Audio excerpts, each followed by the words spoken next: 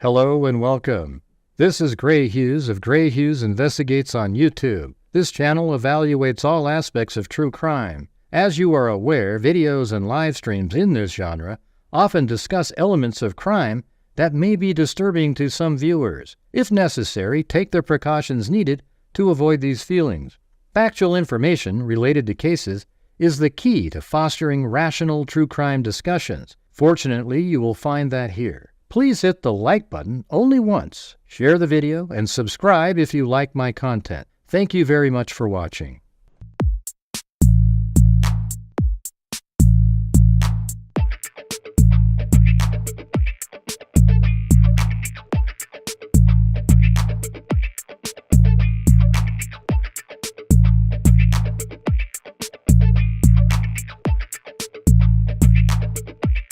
Stupid is being nice.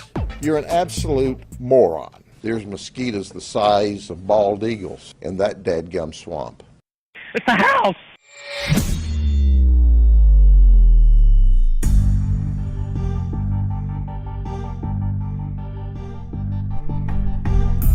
Well, there's Benny over there, climbing around, doing whatever he does. I don't know what he's doing.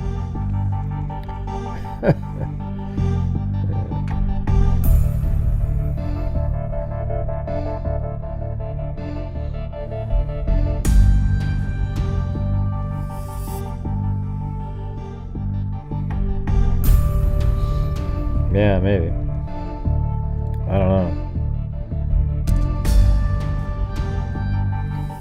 But we are covering something random tonight, so I hope we still have the chance or possibility to try to reach the goal. That'd be great.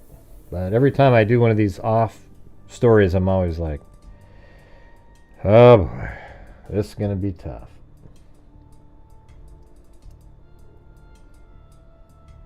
Let's see.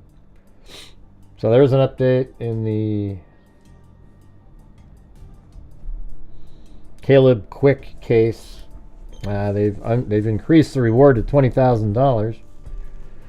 The reward for information leading to the arrest of the suspect in the homicide of Caleb Quick has been increased to $20,000. Valley Crime Stoppers, along with an anonymous donor from the community, have contributed to the reward. Authorities are using anyone with information regarding the homicide or the identity of a suspect to come forward. Tips can be reported anonymously by calling or texting Valley Crime Stoppers. So, nothing technically new, just, you know. That looks like they got a copy of the an actual video, not the recording of the screen.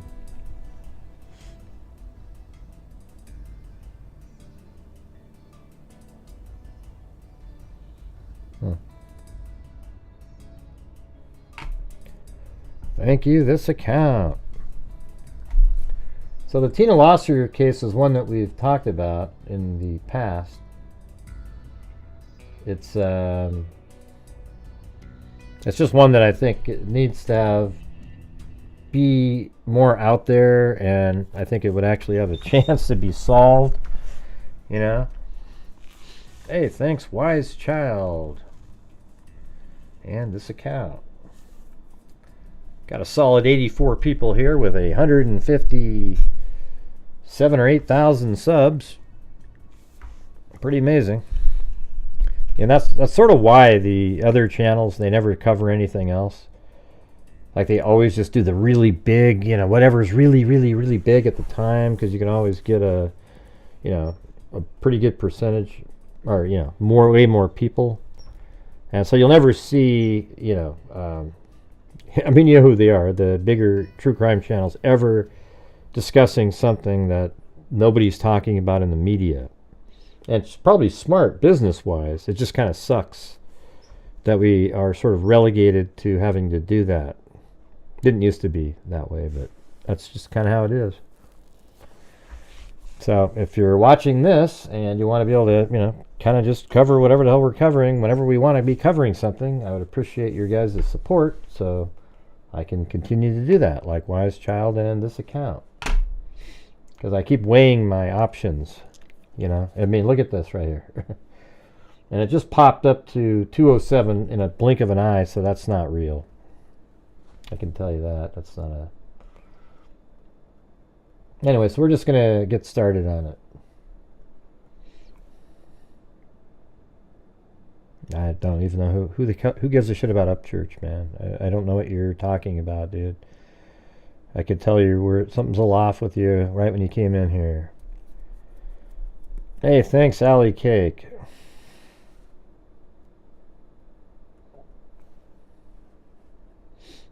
Wow, look at that. Donna Buchanan with a cat eye. All right. Maybe if I turn this on, can I turn it on just quick enough? It might work. We'll see.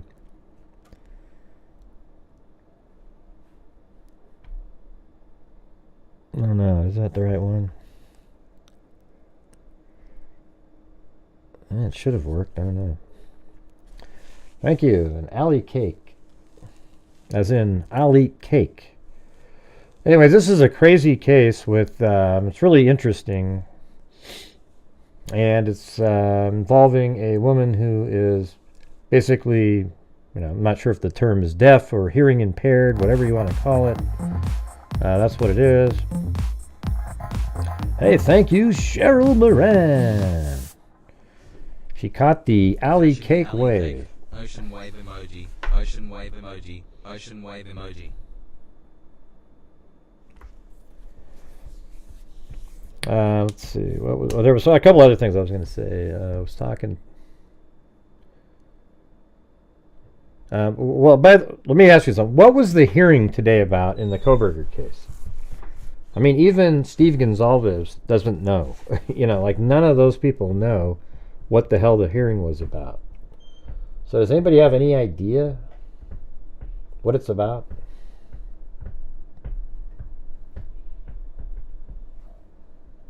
I don't think it... it's weird that there'd be something that has to be so secretive that it couldn't be in a public hearing. To examine Koberger. Okay, you mean cross-examine him? Because he doesn't have an... Well, what do you mean cross-examine him? You mean examine him mentally? Like to do a... forensic... Like psychological examination? Is that what you're saying? That's what Steve thought. Another thing that was sort of interesting was the... because he's talking about Koberger before getting there at in the morning at 9 in the morning. It does sort of make sense that... Right. Like if he went there to look for a knife sheath, thanks Sandy Shirley, a knife sheath, then he probably would have checked his, like a scanner or something to go back. But he never drove. But if he was looking for a knife sheath and he checked his scanner and there was no activity, then he would have shown up on the 1112 King Road camera again, right? So I don't know, man. I don't think he drove into... I think he just drove from a distance. He was going to try to observe his handiwork. And if you're looking for a knife sheath, you would have shown up on the camera again. You can't see a knife sheath from Willanta Drive. It's too small. All right, thanks, Sandy Shirley. There we go. Woman vanishes during normal work break. Which one? What day is this? This is... I think this is the first one right here. Hold on. Okay, here we go. This is the first page. So there's Tina Lauser right there. This is in Wilmington, Delaware. And old-time freaks probably remember this one, but I definitely think it needs to be something to... Then, maybe at the end we can go back and discuss the Idaho 4 stuff again, but let's just look at this. And what's amazing is back in the day, let's see what date these interviews... I interviewed in November 2019 the detectives on this case here. All right, so city, county, and state police are searching for a 25-year-old woman who was last seen early Friday night when she took a break from her job at a city bank. Police said the woman, Tina Marie Lauser of Garden Quarter Apartments on Kirkland Highway is deaf, reads lips, and speaks well enough to communicate. Miss Lauser is 5 foot 6 inches tall and weighs 135 pounds, police said. She has dark brown, shoulder-length hair and brown eyes. She was wearing a light blue ski jacket, turtleneck sweater, and blue jeans. She never returned to her job as a proof operator at the Bank of Delaware on 300 Delaware Avenue after leaving the bank. So, I mean, hey, thanks, Cinnamon Sin Freak. She never returned to her job as a proof operator at the Bank of Delaware on 300 Delaware Avenue after leaving the bank at 7 p.m. to drive for a snack at an Arco Mini Mart at Pennsylvania Avenue and Van Buren. So we actually have all of this mapped out. So here's the bank. This is where Bank of Delaware was. So apparently, you know, she parked her car somewhere out here, maybe, you know, in one of these lots or whatever. And then drove over here. And here is the Mini Mart Arco. Right here. So she was at this Mini Mart right here. And it's not an Arco anymore, however. It's like a Shell station, I think. Let's see. Not sure. Yeah, there it is. Shell.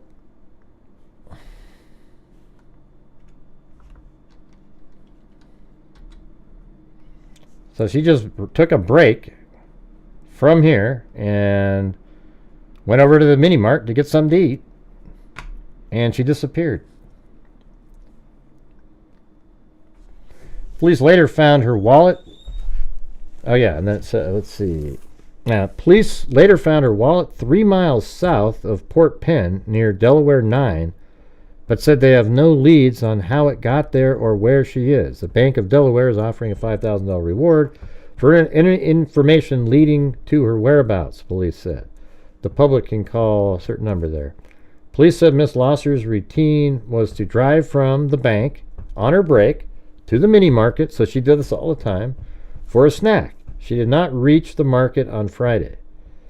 We assume she drove up West Street to 10th, then drove out to Van Buren because we found her car 200 feet from the Arco, a detective said. So let's see what they're saying there.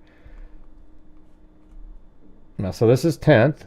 So we think that she drove west on 10th Street. That's west. This is north-south oriented. Then drove to Van Buren, which is this street right here, because we found her vehicle 200 feet from the Arco. And so here's the Arco, and then her vehicle was 200 feet from there. So let's see what the, in feet, if we go like just from here. I'm not sure if that worked, but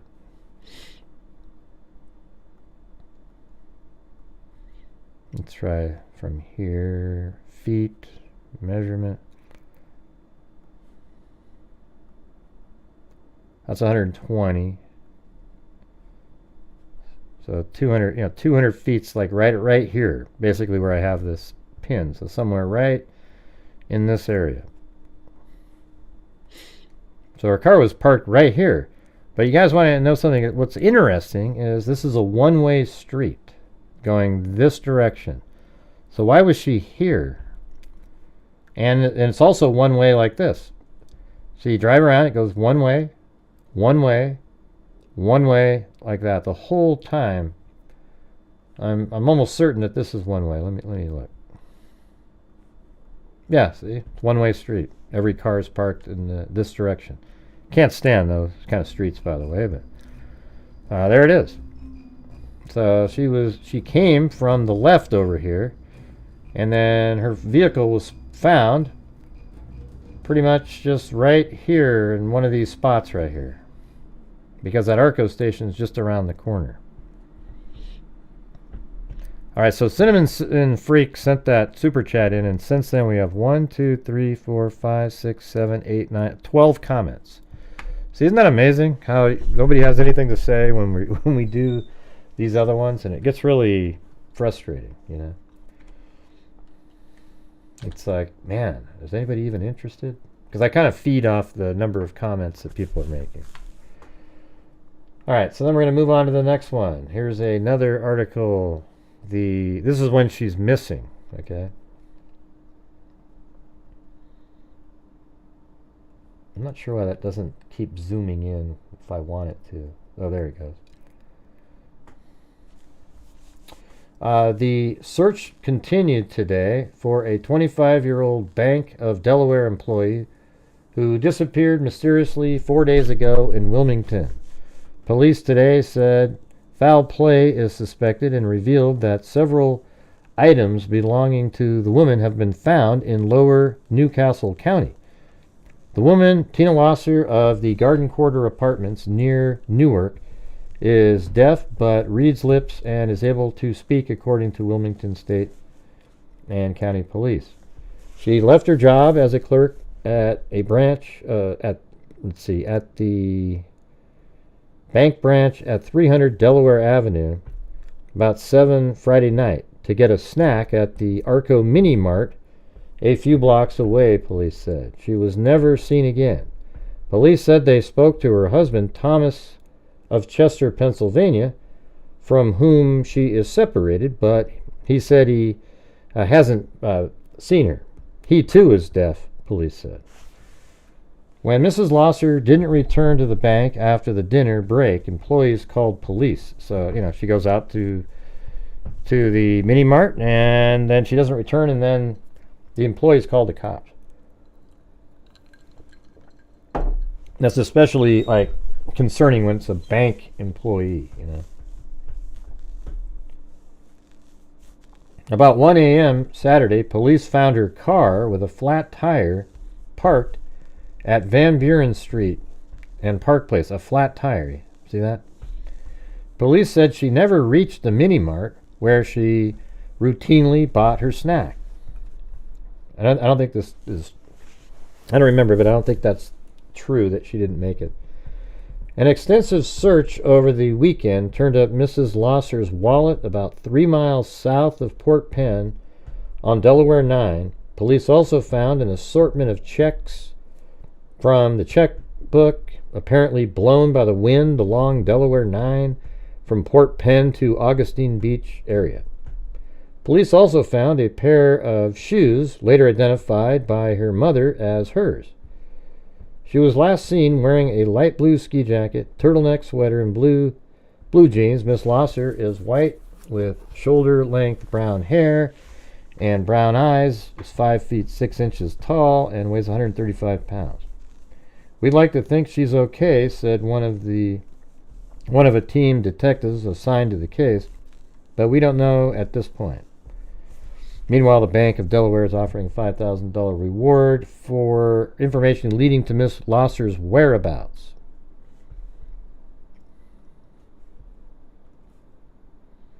All right, moving on to the next one.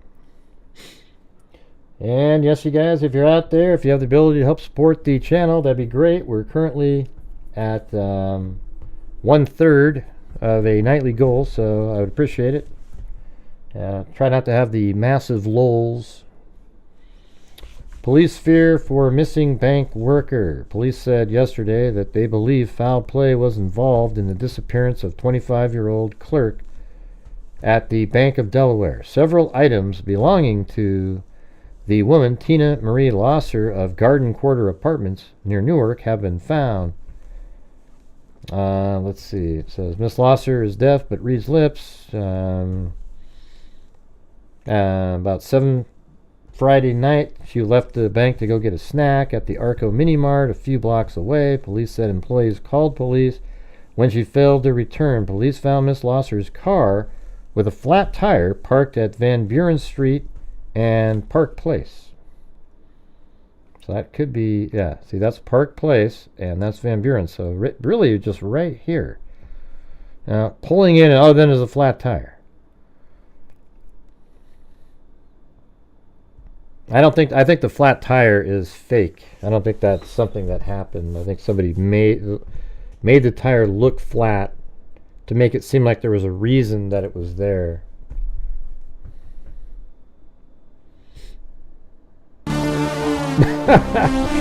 That's okay. You know I just want people to just chat away. I think that helps the algorithm. Well, thanks, Cheryl Moran. Jesus. I didn't want to interrupt you.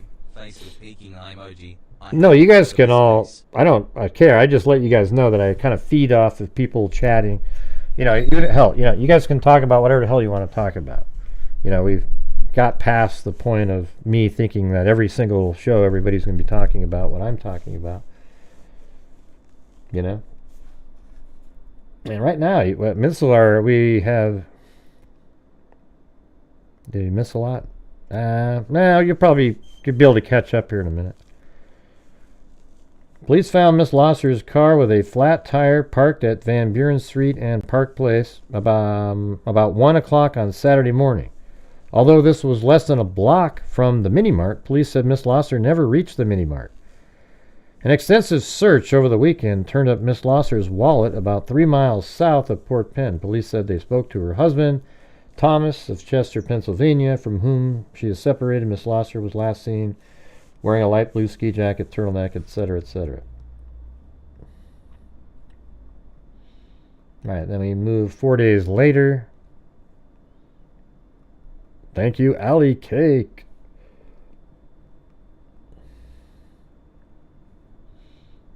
And if any of the other freaks want to get some channel members tonight, we've been doing so well on those, but we have 0 currently.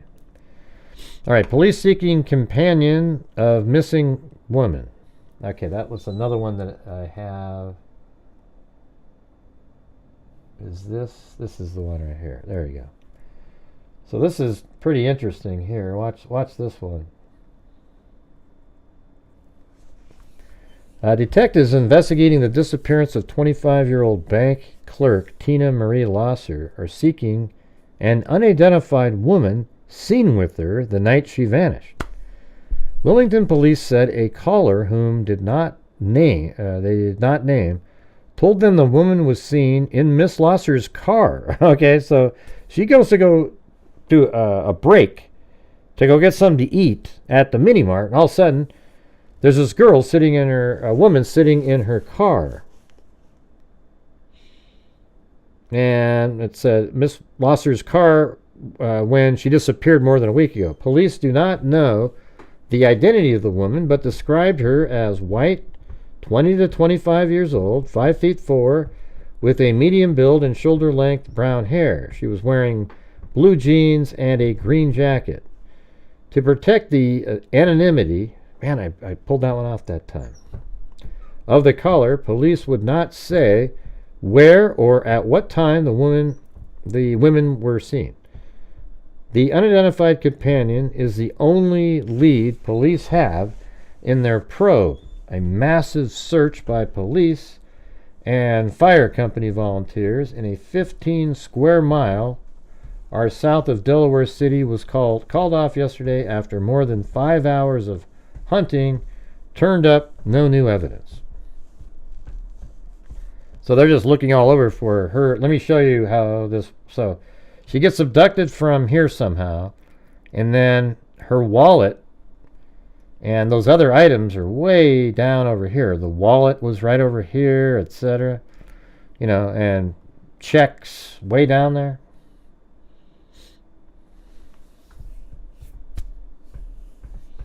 Thank you, uniquely Susie retired hospice RN.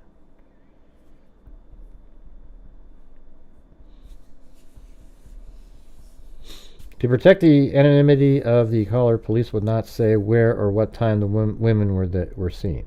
The unidentified companion is the only lead police have in the probe.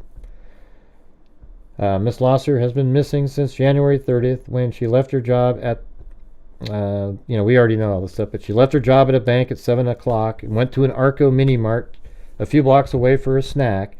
She never reached the store and did not return to the bank. Hey, thanks, Lil D, a channel member. All right, to Jay.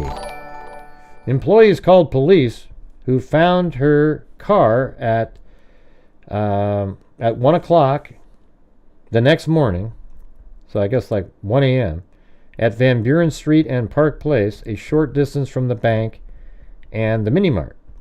The car had a flat tire. Miss Lauser's wallet was found about 3 miles south of Port Penn on Delaware 9. Checks from her checkbook, apparently blown by the wind, were found in the Augustine Beach area. And did we already? So I think, is it this one? This is the next part. As were her shoes. Does that make sense in that sentence? Okay, it says checkbook, apparently blown by the wind, were found in the Augustine area. And what happened to the one I just opened? As were her shoes. So her shoes were found down there too. Hey, Kami, 28 months. Thank you. Let's see. Miss Lauser, good luck on that. Mrs. Lauser lives with her 2-year-old daughter and her sister, Linda Hesse, in the Garden Quarry apartments. So she had a daughter, and she was living there with her sister on Kirkwood Highway. She has been deaf since birth, police said. Friends said, and I've actually talked to her daughter, if you can believe that. Friends said she can read lips and speak, although her speech is difficult to understand. Lieutenant Bernard F. Walsh, Jr., police spokesman, said it's not known if the unidentified woman is also deaf. He asked anyone who may know who she is to call Wilmington police in confidence at any time. Thank you, Kami. Police have interviewed Mrs. Lauser's husband, Thomas, who lives in Chester, Pennsylvania. Where is Chester, Pennsylvania, compared to here? I bet it's not far. Yeah, it's just right here, right up the highway, probably. Only, let's see, miles. Yeah, like 13 miles away, 14.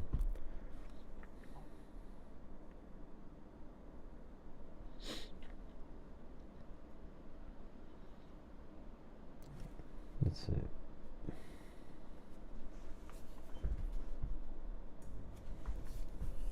Also, he's also deaf, and they were separated at the time. Miss Hesse, Miss Lauser's sister, said last night she knows little about her sister's personal life, but she said Miss Lauser had been dating her husband exclusively lately and had said they were considering a reconciliation. Miss Hesse said she hasn't seen her sister since the night before she disappeared. She said the description of the unidentified woman last seen with Miss Lauser does not fit any of her sister's friends that she knows. Miss Lauser, a graduate of the Stirk School for Hearing Impaired near Newark, is a member of the Wilmington Club for the Deaf at 602 South Buren Street. Club members say they're kind of like have their own little tight community of people. You know, I guess it'd probably be pretty difficult sometimes to be really close with if they're not deaf, right? Like, it's hard to communicate the same way that they do. Club members say they have been concerned about Miss Lauser since her disappearance, and rumors have been flying through Delaware deaf community. Police have gone to the club several times to interview members, they said. About 100 police and fire company volunteers combed woods and searched the shoreline south of Delaware City yesterday in a futile hunt for clues. The search began at 8 a.m. and was called off by Wilmington detectives at about 1:30 p.m. Delaware Marine Police fought through ice in Chesapeake and Delaware Canal. A state police helicopter scanned the shoreline, and volunteers and 7-man squad searched on foot through thick woods, but we came up with nothing, Walsh said.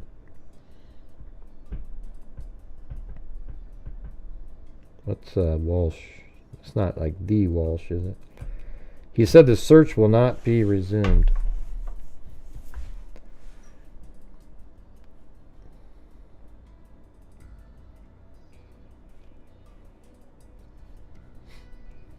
Okay, so that was, and there's a B. Is that the same one? Yeah. I think that's exactly the same as the AAA one. Yeah, so B, and then here we go. And this is what it looks like in a picture here. Like, look at the ice on that river, Delaware River. I think that's ice over there, and they're just, I mean, that must be so cold. About 100 police and firemen searched the marshy area. This is 1981, by the way.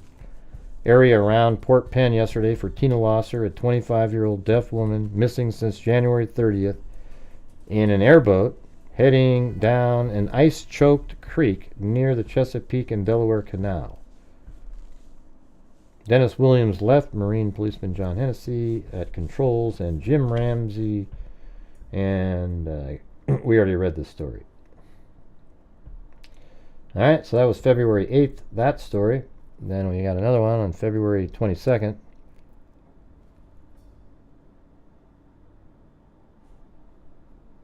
Is that the... Okay, and then B. Okay, so this is first page of an article.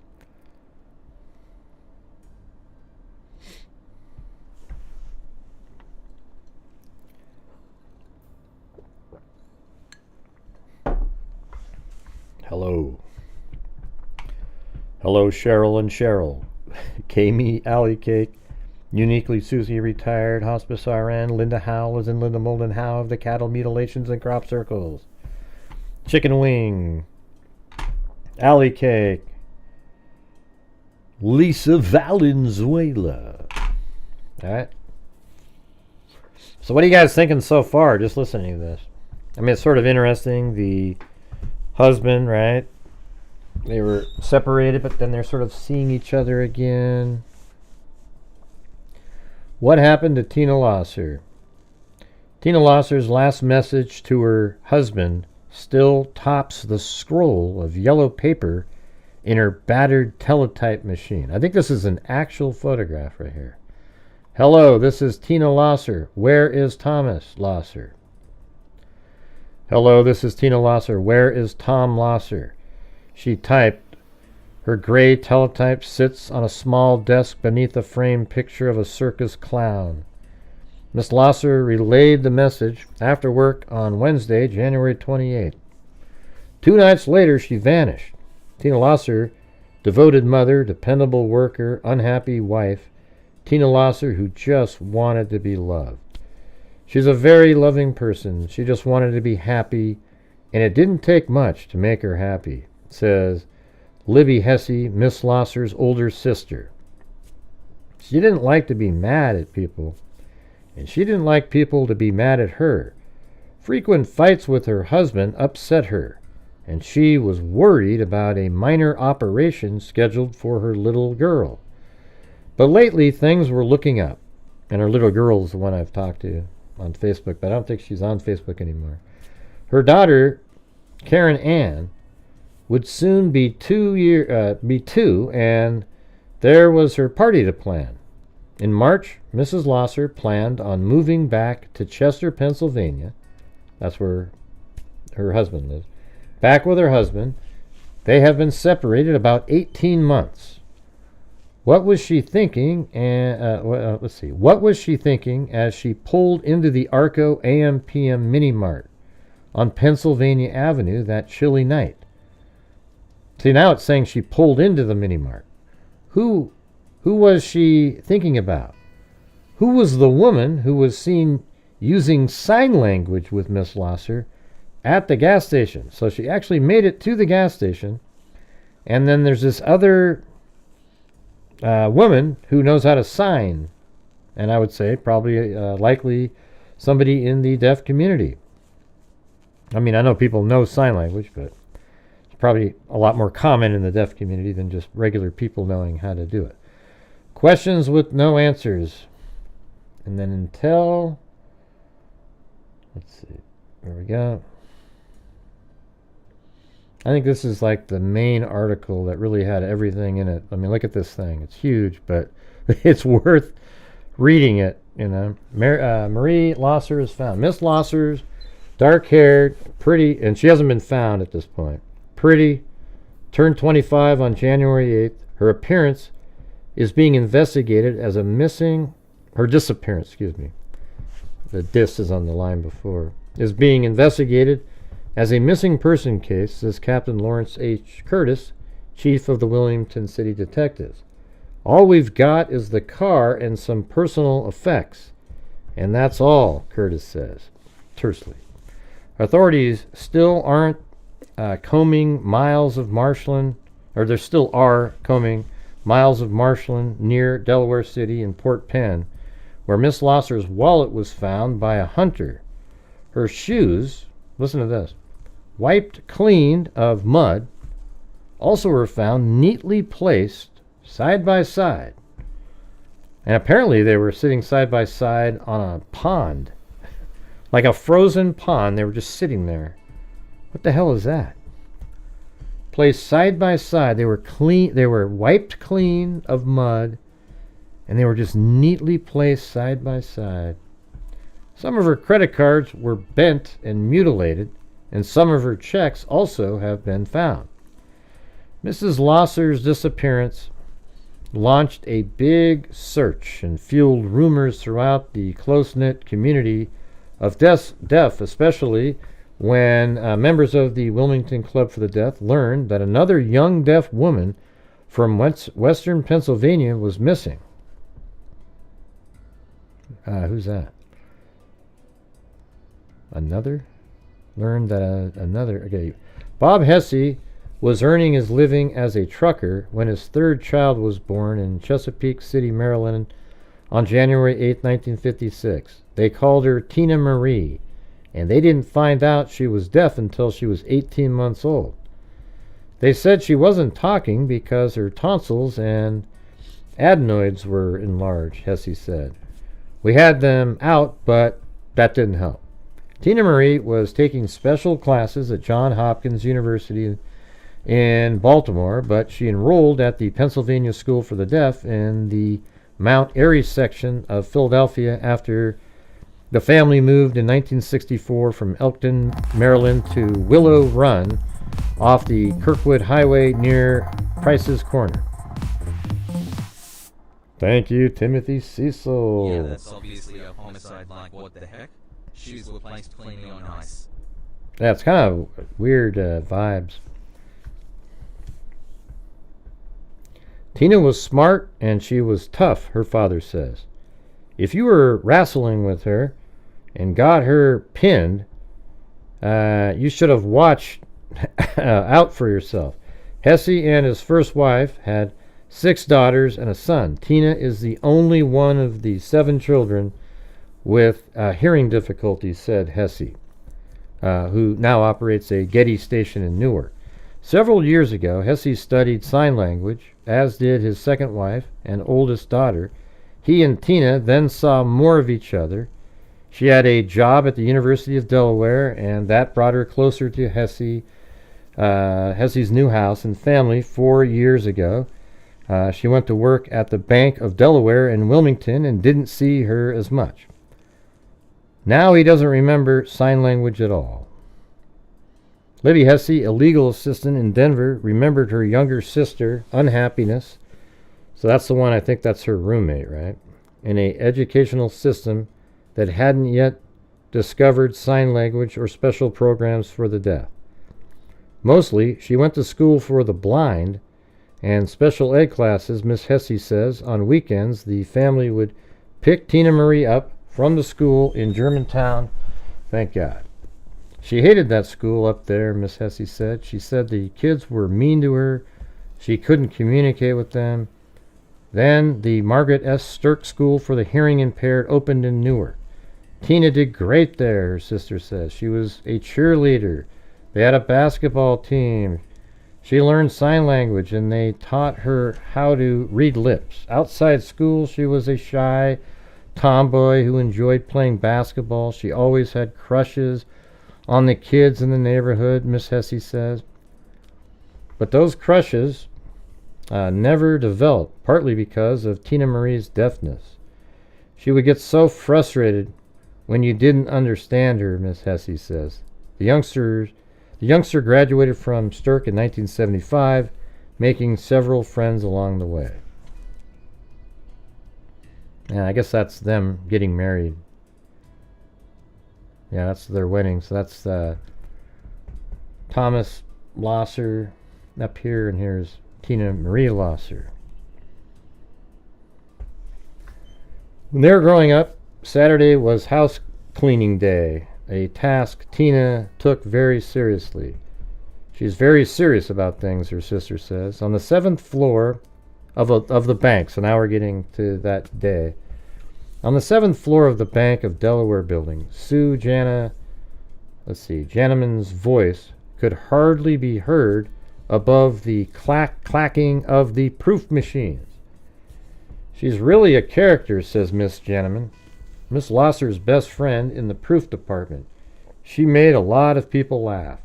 Miss Lauser began with the bank as a part-time worker hired under a program to employ the handicapped. She joined 2 other deaf women working at the bank. Within 6 months, she was working full-time in the proofing office, where hundreds of thousands of tellers' transactions are checked each week. The desk-sized computer with which Miss Lauser processed 1,100 to 1,200 items an hour is covered. But no one has removed 2 small color photos. One shows Karen Ann Lauser at the age of 10 months, crying on Santa Claus's lap. Karen is smiling in the other photo. The baby was the most positive thing in her life, says bank officer Robert J. Heyman. She is an average employee. I mean, like, you'd think you'd say something a little bit better, you know. She's an average employee in ability and production, says Heyman. Thanks, Mr. Heyman, for your glowing. But she's super as far as dependability. She never missed a day of work till the baby.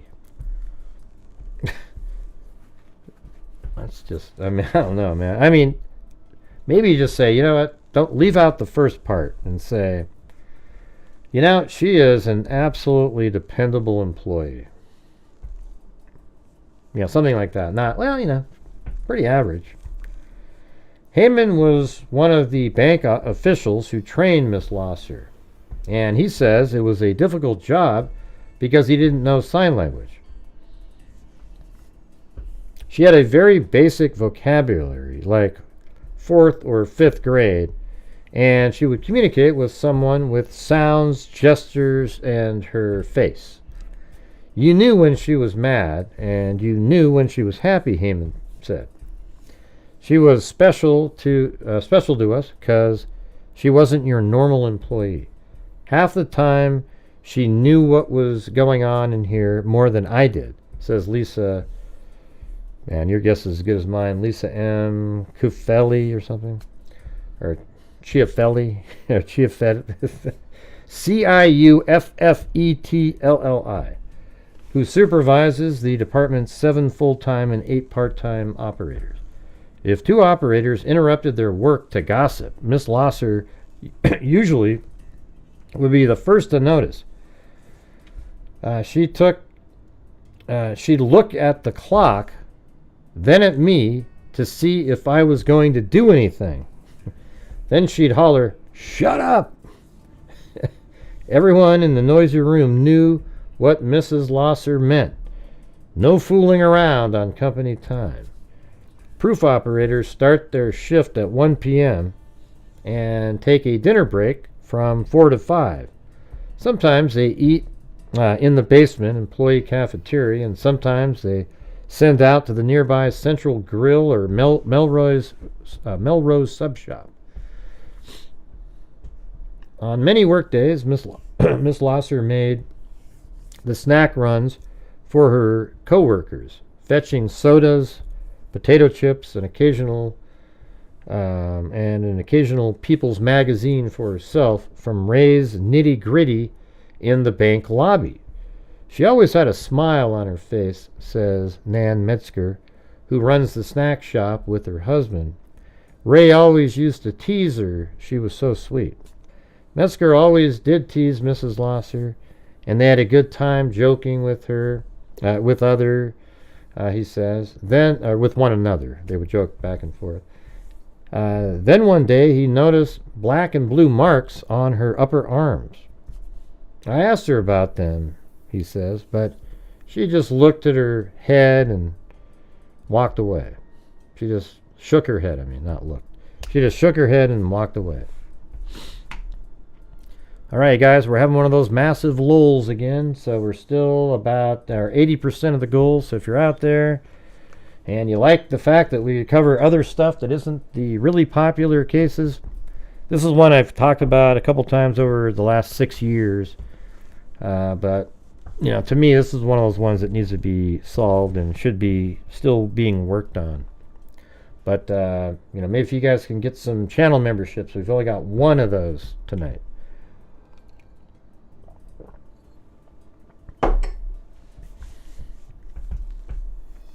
All right. So let's see. They asked about the bruises. I asked her about them, he says, but she just shook her head and walked away. About the bruises that were on her arm. Hey, wow, thanks, Cheryl Moran again. Jesus. Thank you. Very cool. All right. Now it is 11. It's 11 now. Well, let's see if the rest of you freaks can get that up to 20. All right. How about 9 memberships from the rest of you guys? Cool in the gang are full blast on the jukebox, and Buster Keaton is sailing. Is this part of this one or this article over here? I don't know what that means. Oh, that's something different. No? Let's see. Yeah, I think it must be for that. Well, it says Van Buren again. No, it must be it. No, I guess that is part of this one. Hey, thanks, Vicky White. Welcome all the new freaks out there. I'm not a freak, Gray. I just wait in the background for you to make a mistake or something I can copy and send somewhere, you bastard. How dare you give me a membership? Oh, yeah. Thanks, Vicky White. So that is part of the article, though. Because look at it. It goes, jukebox is blaring. This is all part of the same. Yeah, Tina got... Yeah, this is all part of it. That's weird. I thought it was just... All right. Kool and the gang are full blast on the jukebox, and Buster Keaton is sailing through the sky on the television. The TV is above the bar in the small club where a shot of hard liquor is 75 cents and a bottle of Budweiser is 65 cents. It's 1:45 on a Friday night at a small club on the corner of South Van Buren and Beach Streets in a Polish section of the city. The 12 people in the room couldn't care less that the jukebox is blaring. Thanks, Rainy Joe. At 1,000,000 decibels, the TV narration on the old movies doesn't interest them. In 15 minutes, the Wilmington Club for the Deaf will close for the night. The play American Shuffleboard, light above the club game is flicked off. 8 shelves of trophies attest that Deaf Club members do indeed play American Shuffleboard. In 1977, Tina Hesse met Thomas E. Lauser, who was also deaf, at the club. That Christmas, Lauser went to her family house for Christmas, and 3 months later, she moved in with Lauser and his mother. They were married on September 7th, 1978, and the reception was held in the club room. Miss Hesse doesn't know where the ceremony was.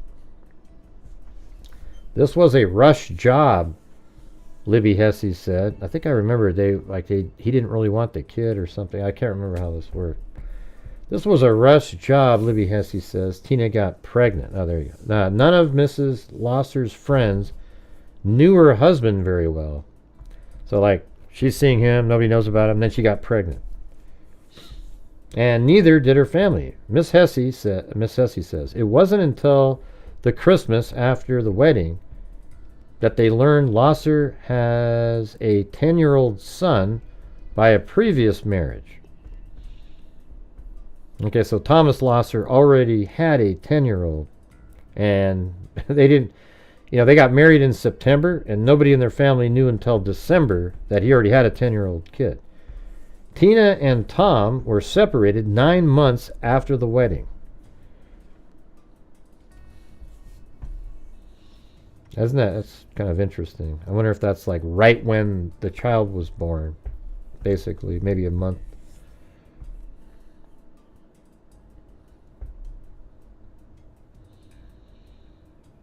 Let's see. Tina and Tom were separated 9 months after the wedding. Her and Tom fought all the time, Miss Hesse says. They didn't get along at all. She really loves him so much, but he didn't love her, says Miss Lauser's longtime friend, Cindy Gillen. So now we get a different picture, okay? Now you got this guy who doesn't love her, and, she didn't want him to drink whiskey, but he was stubborn. Miss Lauser's family and friends characterize her husband as a flirt with other women, which greatly upset Tina. We tended to spoil Tina when she grew up, so she was used to having her own way, Miss Gillen says. When she got married, she had to share things, and she wasn't used to that. But she did enjoy sharing camping and fishing trips with Lauser. He told the Sunday News Journal last night. So I guess he said that. He goes, oh yeah, she loved to go camping with me. Just before Christmas, the Lausers went shopping at dry goods with their friends from the Deaf Club. James and Marie Bauman, although were separated at the time, they shared the cost of a tiny table to give their daughter, says James. What is this saying? I'm having a hard time understanding this. Just before Christmas, the Lausers went shopping at the dry goods with their friends friends from the Deaf Club, James and Marie Bauman. Although they were separated at the time, they shared the cost of a tiny table to give their daughter. I see. Like they're going to give their daughter a little tiny table as a gift, says James Bauman Jr.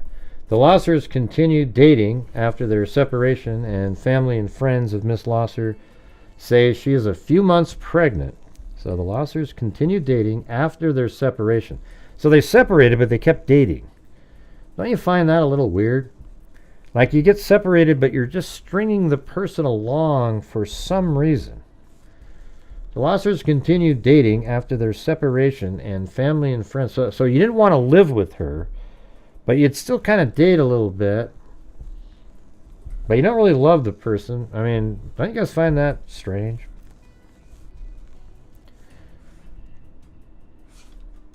The Lausers continued dating after their separation, and family and friends of Miss Lauser say she is a few months pregnant.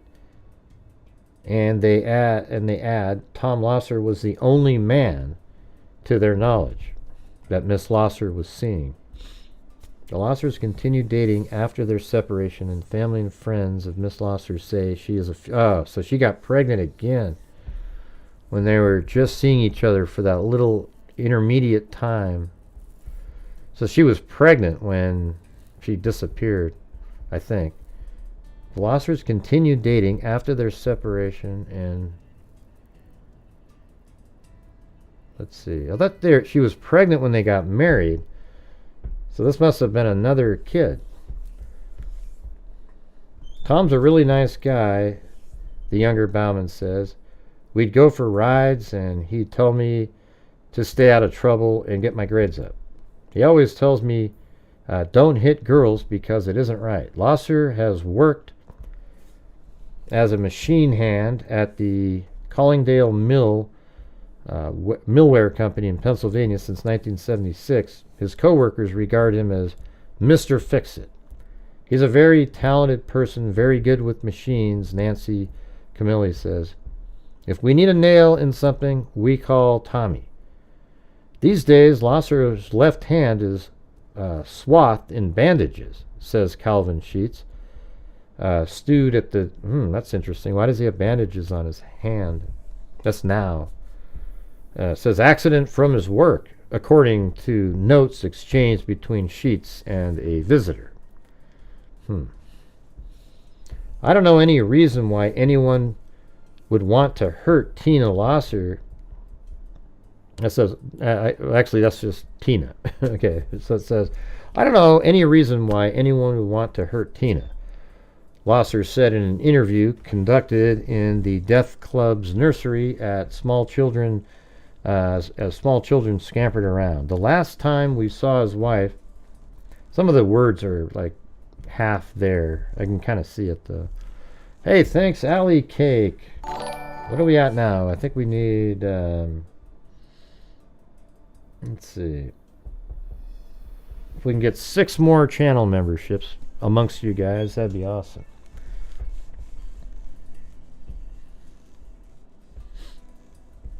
Yeah, let me start that part. I don't know any reason why anyone would want to hurt Tina. Lauser said in an interview conducted in the Deaf Club's nursery as small children scampered around. The last time he saw his wife was January 25th when we were out together. When we separated, we argued a lot, he says. But I was waiting. So you separated and you argued a lot, but you dated her a whole bunch of times. But I was waiting for her to be 3 months pregnant to move back with me. Why is that? See, when I was reading that, I remember thinking this. So you waited for her to be 3 months pregnant to move back in. But doesn't that just seem like an excuse? Like, that's just such a random thing to say. You know, I was waiting for her to be 3 months pregnant, and then she'd move back in with me. I think that is just...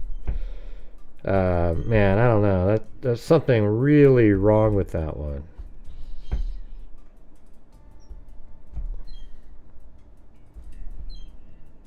It's almost like you're just waiting for time to do something.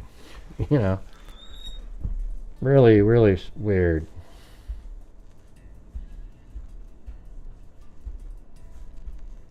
But I was waiting for her to be 3 months pregnant to move back with me. Why 3 months? It just seemed like the time was right. The night Tina vanished, they were to meet at the club, as was their custom.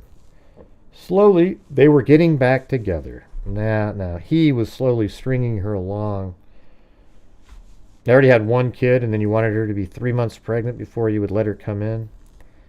I wanted her to believe I loved her, but she didn't believe me, he says. Yeah, well, look at that.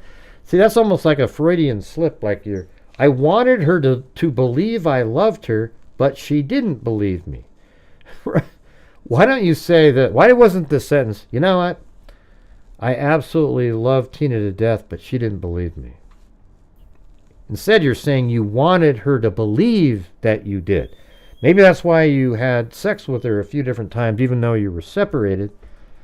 Because you probably didn't want her to go for a divorce and try to get child support payments.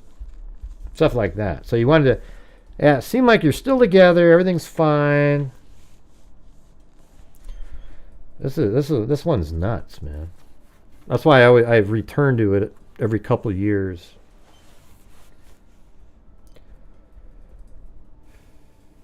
Slowly they were getting back together. I wanted her to believe I loved her, but I just wasn't able to sell it. But she didn't believe me, he says. I would never divorce her because she loves me and I love her. So he's really trying to sell. We were never going to get a divorce. Yes, he did hit his wife. Not too hard, though.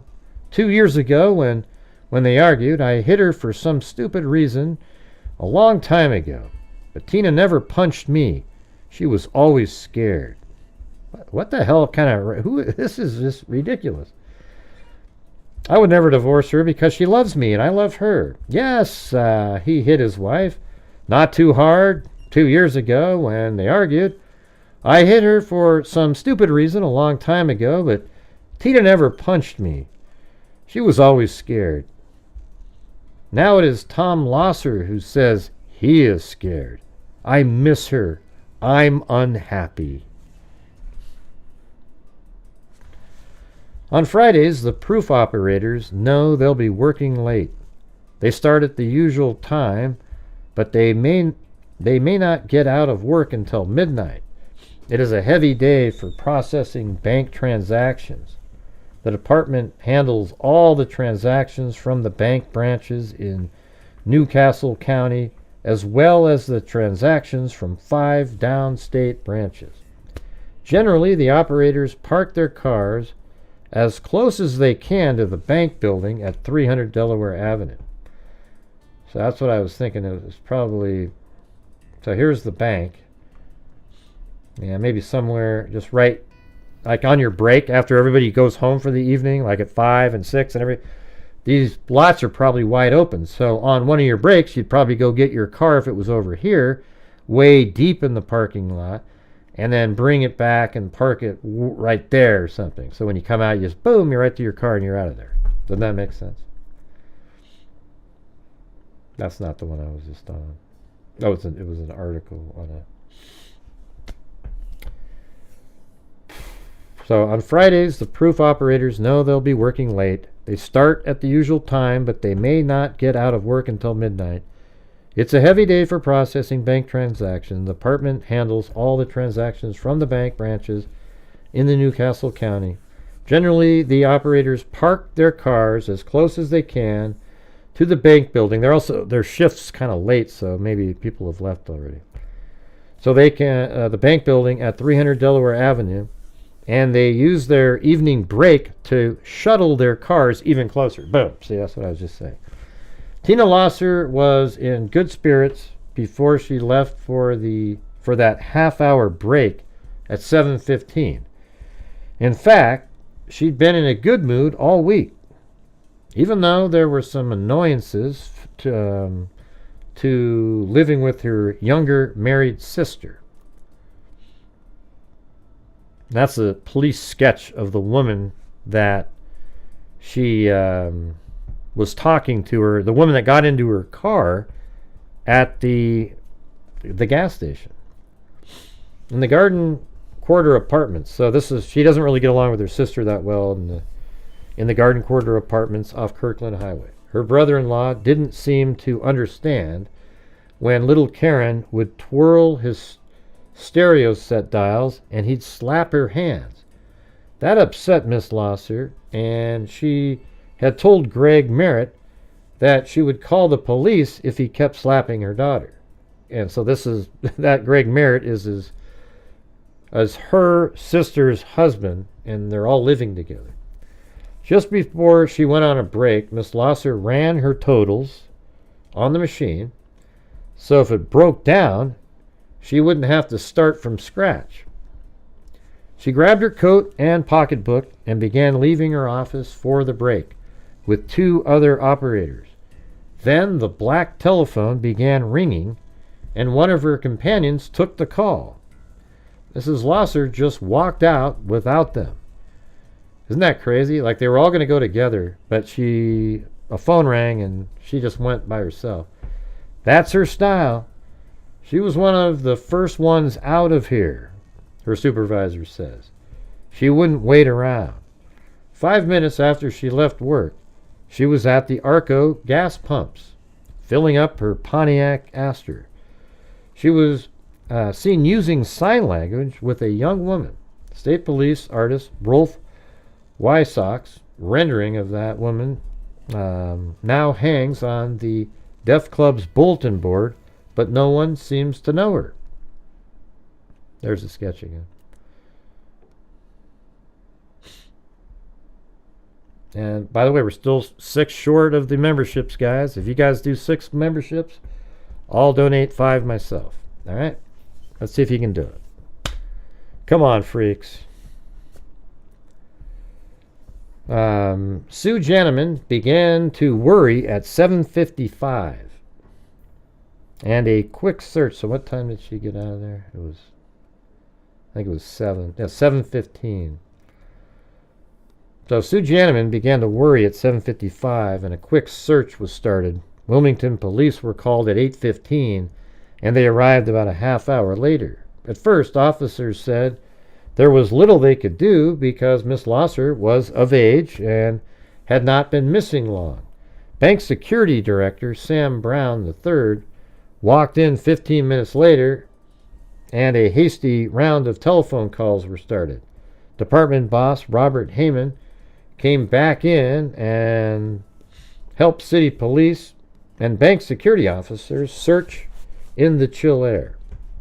We searched parking lots for signs of a struggle, a note, anything, Heyman says. The police contacted Tom Lauser at the club, so he's over at the club, and apparently she was going to meet her there or something like that.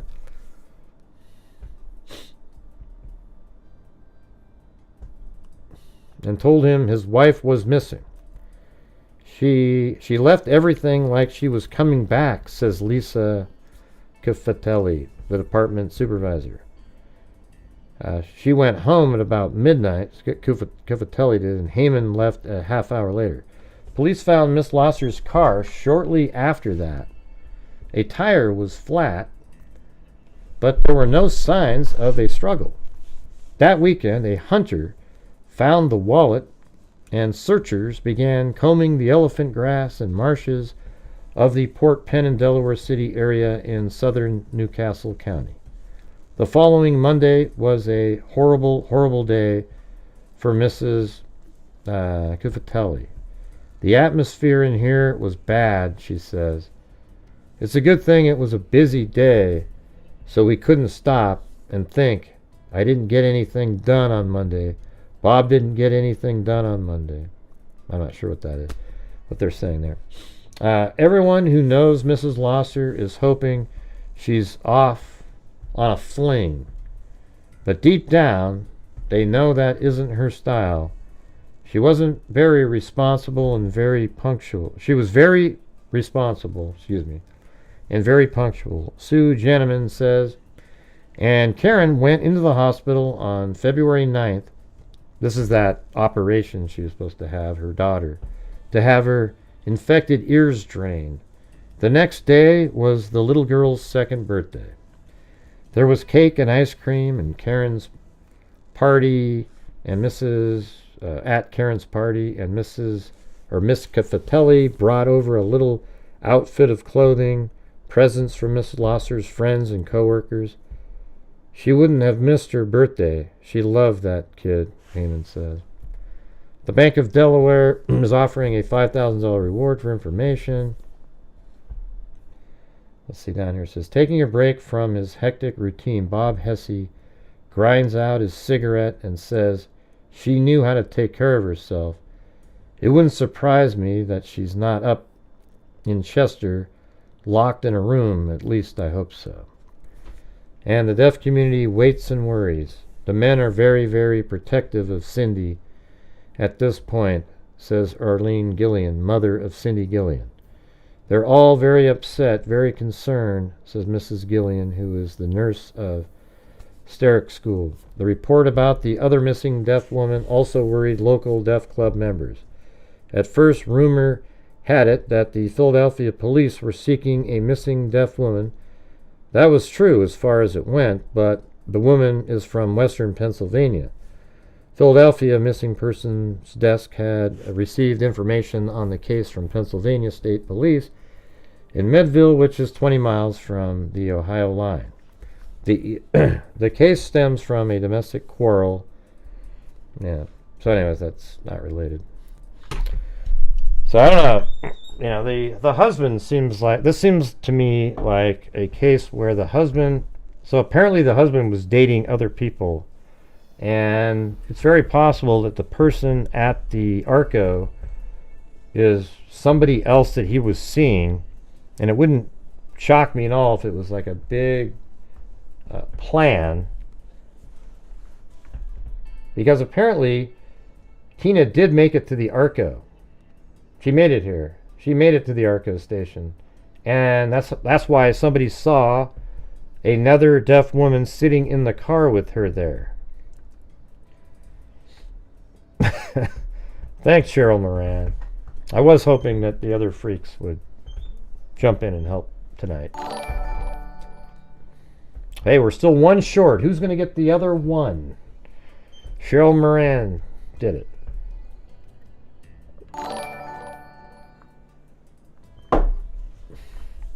And I think that this girl got into the car, and there might have been a ruse at first, like, hey, something's wrong with your daughter or something. And this is what would have had to have happened. They got in the car and drove this direction. And then maybe a gun was pulled out, and the car went around the block. It's all one way here, and it was found right here. How is the car found here that faces that direction if the car made it to the Arco? You're not going to go over here and go backwards down a street. So that's part of the story has always been really interesting. It's like, okay, so here's the Arco. You pull out, and that means you came around like this because it's all one way. And then you go into there and park right here, because it's one way that direction. It wasn't like you can go here. And I think the flat tire is just a ruse. Complete ruse, has nothing, somebody made it look like it was flat. All right, M10 and Rainy Joe. And thank you, Cheryl Moran.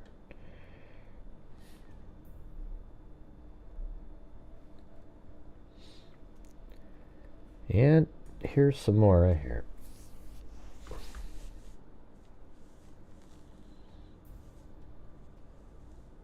There we go. You guys did it. Thank you.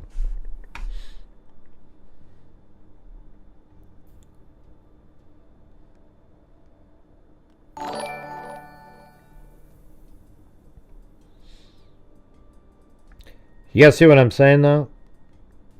This car, when Tina was here, it was moved back to here. And I think I bet you there was another car parked in this area somewhere where they transferred her. Or it could be as simple as Tina was here, or not here. She drove in like this, pulls in here. Then she was abducted in her own vehicle somewhere else. Then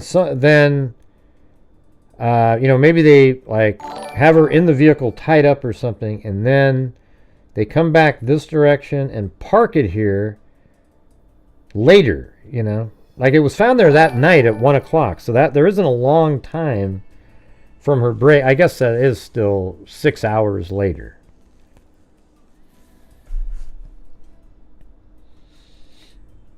All right, moving on to the next one. So here's March 30th.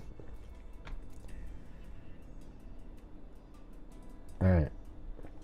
An autopsy was to be performed today to identify a body found Sunday, which may be that of missing bank worker Tina Marie Lauser. The body was clothed in a powder blue ski jacket and blue jeans, just like, similar to those worn by Mrs. Lauser on the day she disappeared 2 months ago. Mrs. Lauser, 25, was on a break from her job at Bank of Delaware, 300 Delaware Avenue, January 30th, when she failed to return. The body was bound and weighted with a cinder block, was found in 6 feet of water under a bridge off Delaware 9, 2 miles northwest of Bayview Beach.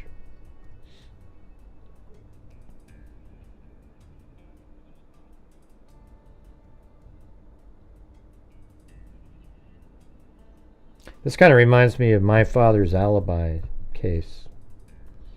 Like a lot. Like a lot of it just sort of makes me think of it. The body was bound and weighted with cinder blocks was found in 6 feet of water under a bridge off Delaware 9, 2 miles northwest of Bayview Beach. And so that means her body was found right down here. I think this is the bridge, even. Right? Where was that? Hold on. Right here. Right on this bridge. And it was right here.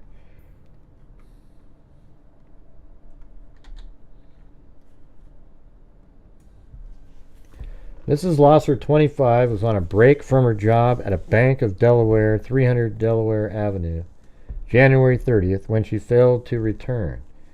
The body, bound and weighted with a cinder block, was found in 6 feet of water under a bridge off Delaware 9, 2 miles northwest of Bayview Beach.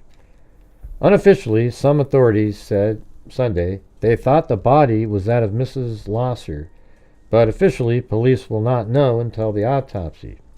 We don't have any other people missing under suspicious circumstances, said Corporal Barry I. Beck, a spokesman for the Delaware State Police. 2 state police divers recovered the body from Silver Run in the Augustine Wildlife Area about 1:30 Sunday afternoon. Police were called to the bridge at about 10 Sunday morning after James F. Dill Sr. and his wife, Gaynell of Newcastle, who were fishing there, found the body. You know, the bank wasn't going to pay the reward, but the reward said, you know, the location of Tina. So they went back and forth. The articles even made it in the paper, and then eventually the bank paid the $5,000. Police were called to the bridge at about 10 Sunday morning after James F. Dill Sr. and his wife, Janelle. So they sued the bank, and the bank just quickly settled. Mrs. Lauser, but it's kind of weird too on rewards like that to then sue. It's just Mrs. Lauser's disappearance was investigated as a missing person case by Wilmington detectives who found her car with the keys still in the ignition. See, there you go. Her keys were still in the ignition. So if she really had a flat tire and needed to go to the bank, wouldn't you take your key out of the ignition? You know, not the bank. Let's say I'm at the gas station. So you have a flat tire and you get out of your car to go to the gas station. Wouldn't you take the key out? Would you just let it sit there? And I don't know. A tire had been flat. Oh, there it is. A tire had been flattened intentionally. Boom. You see that?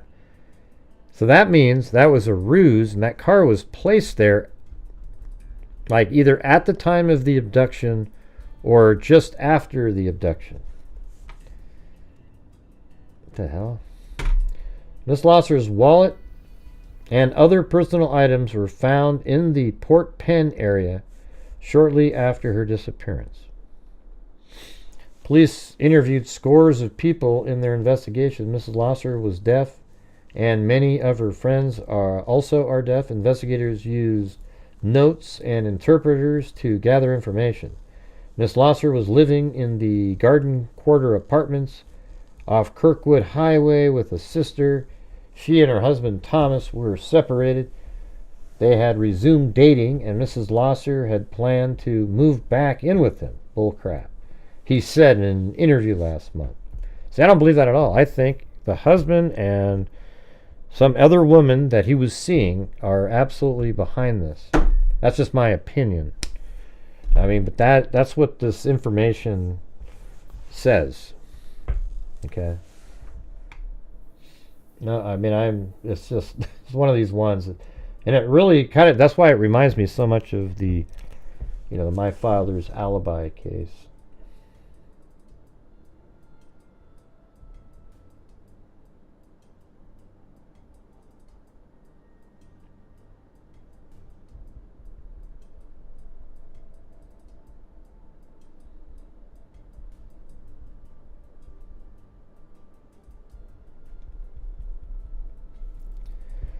Oh, that's right. I was popping in my head. I was like, wow, I can't remember. Nancy Galvani. That's right. That's the one. Let me go back to the... I mean, it's so similar. I mean, almost everything about it.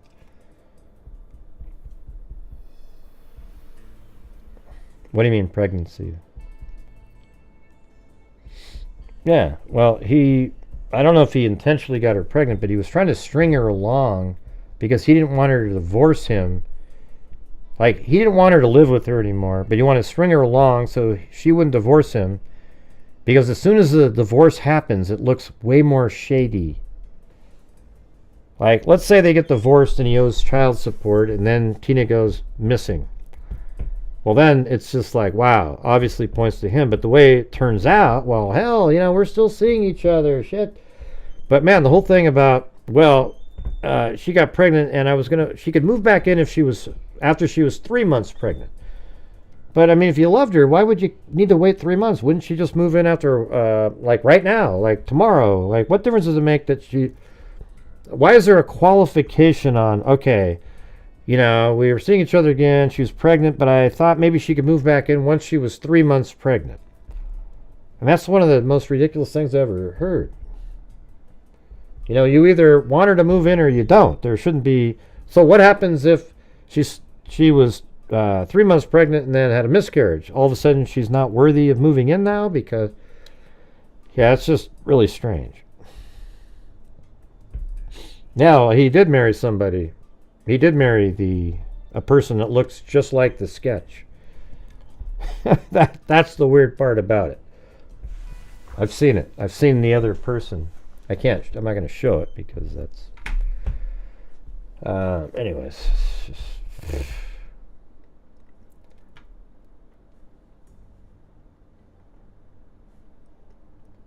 3:30. Okay, here's another one. Well, no, it's already a thing. It was part of the story. I just hadn't been able to say it yet.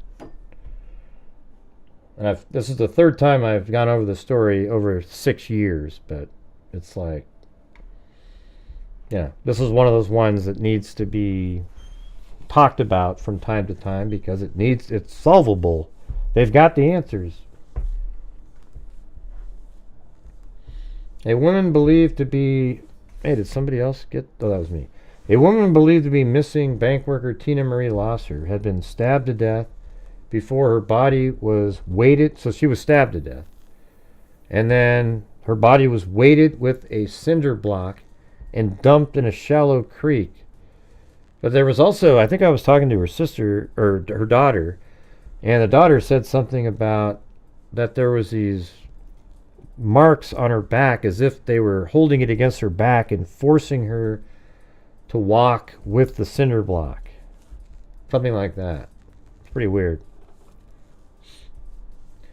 Hameli gave the cause of death as stab wounds of the neck and chest, but he wouldn't elaborate on the number of wounds since a homicide probe is now underway.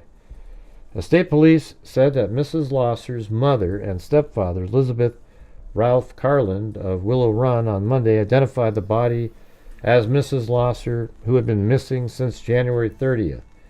Police also reported that their analysis of the fingerprints showed the body was Miss Lauser.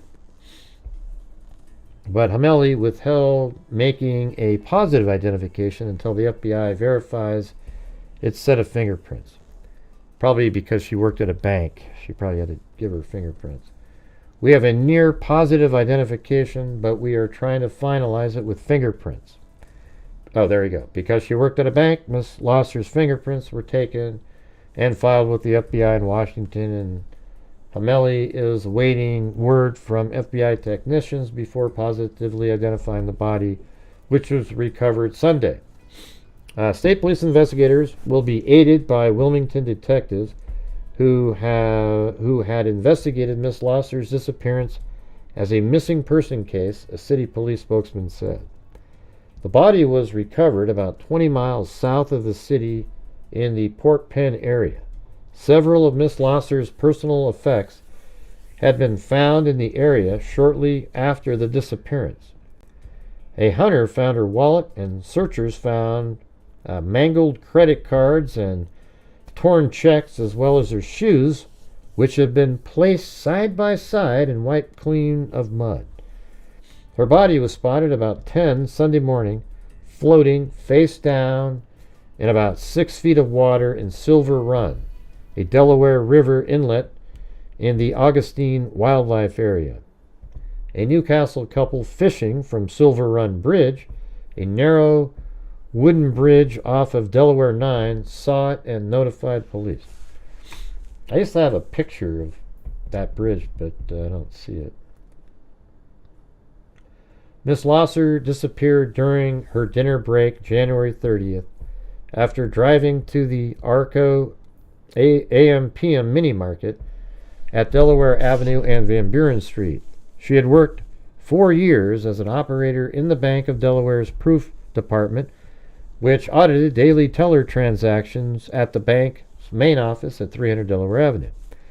After coworkers at the bank reported that Miss Lauser hadn't returned from her break, police found her car near the gas station with the key still in the ignition and a tire slashed. At the Arco station, a young woman was seen using sign language with Miss Lauser, who was deaf. Despite the publications of composite sketches of the woman and widespread probably circulation is the next. Circulation of the sketch throughout the deaf community, detectives never located that woman. Co-workers at the bank who had resigned themselves to hearing the worst about Miss Lauser were shaken by news of the body recovery. I just can't understand why anyone would want to do this to Tina, said Lisa M. Cifatelli, Miss Lauser supervisor in the proof department. Mrs. Lauser was living near Newark in Garden Quarter apartment off Kirkwood Highway with a sister because she and her husband Thomas were separated. But the Lausers had resumed dating, and Miss Lauser had planned to move back in with her husband, he said, if she was merely 3 months pregnant, though, of course. And the Lausers have a 2-year-old daughter, and Mrs. Lauser was pregnant when she vanished with her husband said. In that interview, conducted with the help of an interpreter in the Wilmington Club for the Deaf, Lauser said he wasn't sure what had happened to his wife, but that he was very nervous and concerned. Very nervous. I can imagine. I miss her, Lauser said. I'm unhappy. Okay. I mean, maybe he's not saying these words out loud, so he's signing them. Maybe there isn't really the breadth of different ways to say different things.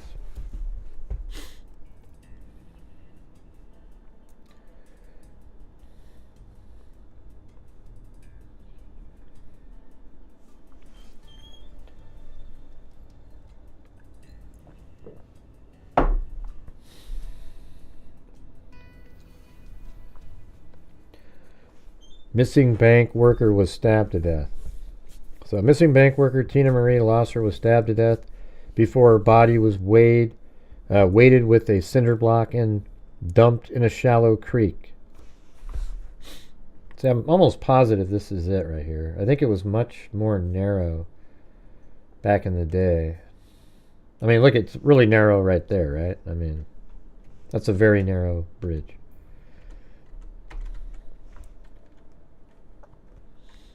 And this is the inlet that goes, eventually probably, I guess it goes out to the ocean over here.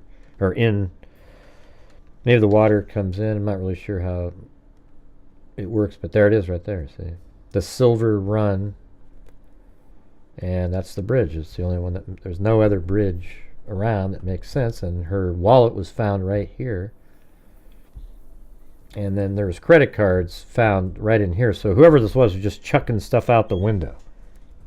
And then down here, but apparently her shoes or something were found over here, neatly placed together near a pond. And I remember the mother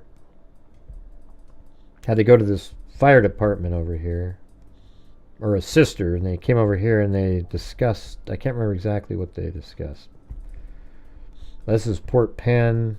So, you know, way up here is where she was abducted from this gas station right here. And then eventually ends up, probably whoever did it, I bet they went something like this. Get in the car, get in the car, get in the car. Place in another vehicle, park their car, slash the tire, then their vehicle comes, can you turn right here? How does this work? Is this isn't just one way here, right? Oh yeah, so you could easily, like if you drove around like this, I don't know, it'd be in the middle of the day like that, it'd just be crazy. But maybe under gunpoint they were able to get her into their vehicle right after that lady gets in the car, and then somehow they're able to, can you get straight down there? Maybe you took this exit here and then eventually get onto the highway. I mean, I don't know. This highway right here, if you look at it, goes, that's right.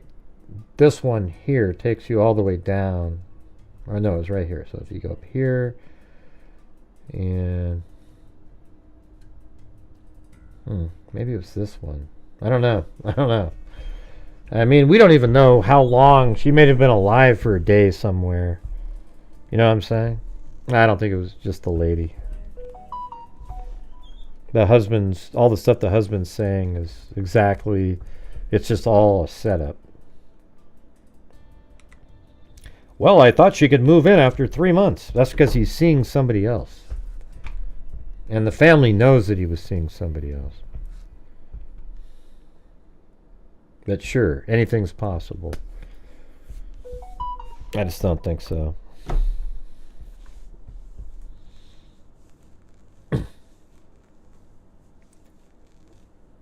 Yeah, so she she disappeared while taking a break from her job.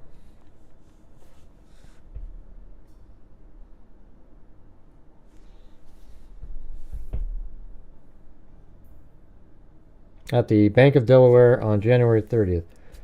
Hameli said the morning that the state police identification section in Dover confirmed Miss Lauser's identity through fingerprints analysis. Because she worked for a bank, Miss Lauser's fingerprints.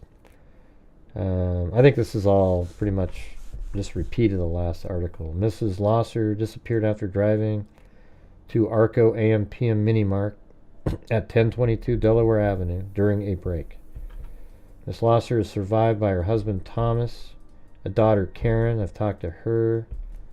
I think I've even talked to the sister.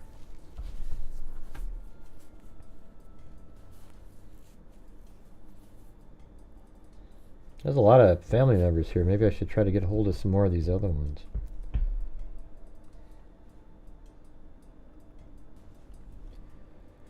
A woman seen as a key. This is like a month after that. As state investigators continue their hunt for the mystery woman seen with the murdered bank employee Tina Lauser. And this is, let me get that picture out again.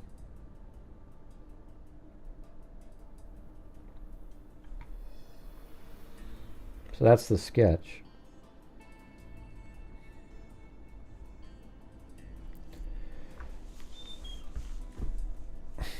The night she disappeared, the Bank Delaware has announced $5,000 reward in connection with the case.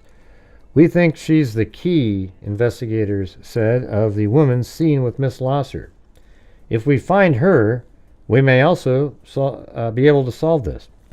Officials of the bank, and of course she's the key, absolutely. Officials of the bank announced the reward for anyone providing information leading to the arrest and conviction of Miss Lauser's killer or killers. So a pro-burger would say something like, "It's not illegal to be deaf and talking to somebody, Gray." Yeah, but she disappeared right after the lady was sitting in her car. Nobody saw her get out of the car. But Gray... An earlier $5,000 reward offered when Mrs. Lauser disappeared January 30th went unclaimed. That reward has been posted for information leading to Mrs. Lauser's whereabouts. Mrs. Lauser, 25, well, it was claimed, they just didn't pay it out, was found in a shallow creek. Well, they did pay it out later. Her body was clad in blue jeans and powder blue ski jacket she wore when she disappeared, and it was weighted with a cinder block. Miss Lauser died of stab wounds to her chest and neck, according to state medical examiner Ali Z. Hameli, who said she had apparently been killed about the time she vanished. She was buried Thursday, and her funeral at the McCrary Funeral Home on Kirkwood Highway was so crowded, several mourners had to stand. During the service, an interpreter for the death translated the eulogy into sign language for many of those attending.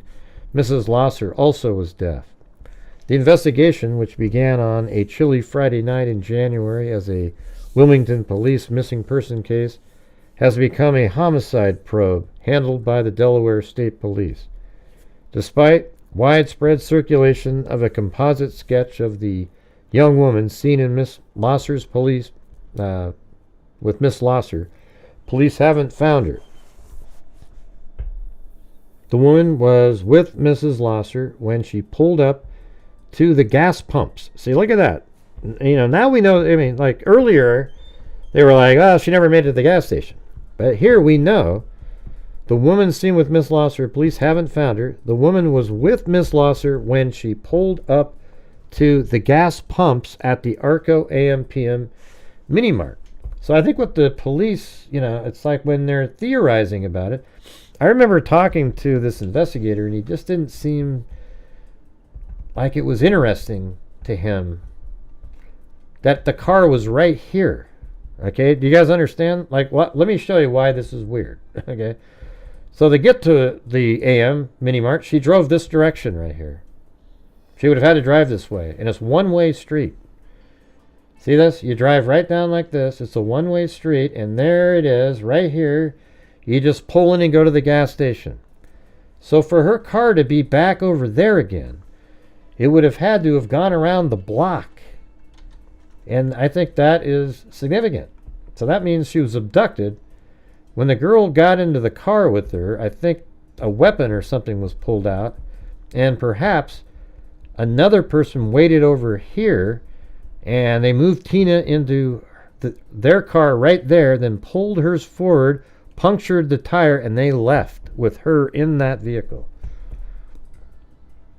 But it could be also that they took her somewhere else and then drove her car back, had her tied up somewhere, drove her car back, and then sort of drove together somewhere, the two killers, and then went and picked up Tina again and then took her.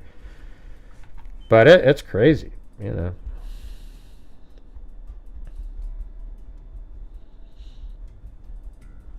I think it's something that's important that the car was found where it was found. What do you do? Go out of the mini mart and back up 200 yards down the street? No. Or 200 feet, whatever the hell it was. Miss Lauser died of stab wounds to her chest and neck, according to state medical examiner Ali Z. She was buried Thursday, and her funeral at the McCrary Funeral Home, let's see, was found in a shallow creek. Where were we on here? Oh yeah, this began on a chilly Friday night. Despite widespread circulation of a composite sketch of the young woman seen with Miss Lauser, police haven't found her. The woman was with Mrs. Lauser when she pulled up to the gas pumps, with her as she pulled up. So that's weird.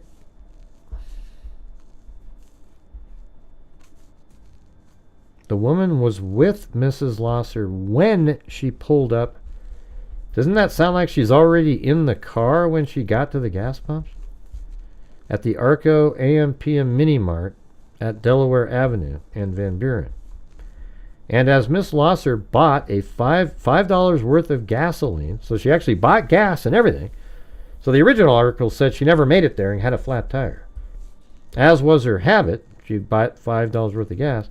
The unknown woman used sign language to communicate with her. The woman was also seen leaving the store with Mrs. Lauser, who was taking a break. So they went into the store together, then they walk out together. So they show up together, go into the store together, and they walk out together. Obviously, that person, whoever she was with, knows exactly what happened to Tina. Guess she would have came forward if she didn't. If she was a friend of Tina's, we don't know why. There you go. We don't know why she hasn't come forward yet, Sam Brown III said. Brown, the bank security head, had been active in the search for Mrs. Lauser. That search concentrated in the Port Penn area, turned up her wallet and other personal items, including her shoes. The placement of the shoes is another piece that doesn't fit in the mystery. Searchers found them sitting in the middle of the ice on a frozen pond. Mrs. Lauser's body was found in Silver Run under a narrow wooden bridge off Delaware 9, not far from where the other items turned up. You don't find, I mean, this whole thing is weird as hell, man. Her shoes that were wiped clean of any mud or anything were sitting together, but not just anywhere. They were in the middle of a frozen pond. I mean, listen to that part again. Searchers found them sitting in the middle of the ice on a frozen pond, sitting right next to each other. That's what I told the investigator. Go, have you checked for DNA on the shoes? Have you checked for... Obviously, the killer touched the shoes.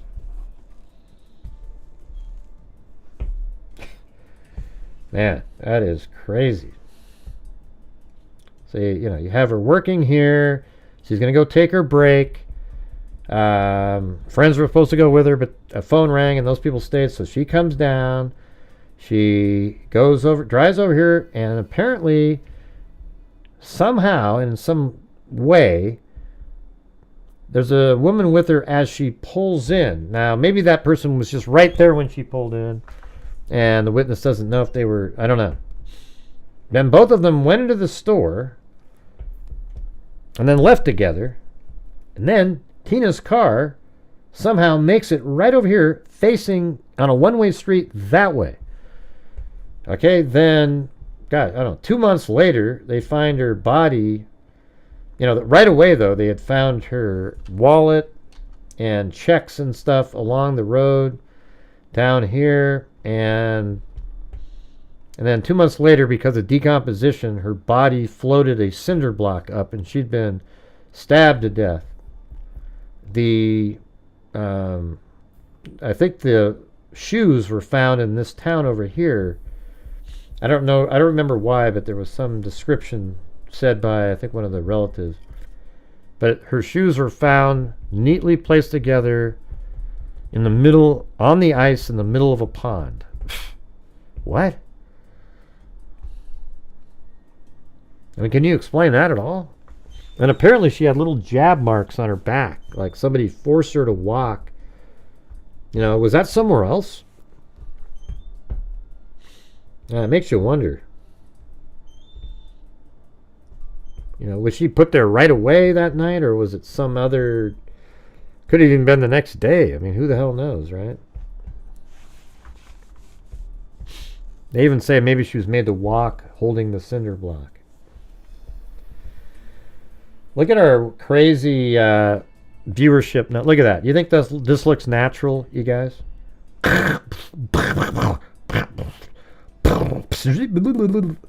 It's so stupid. I don't have any idea what's going on with that crap. No idea. Yeah, that's just nothing looks like that. But hey, you guys, we're on one of those massive lulls again in here.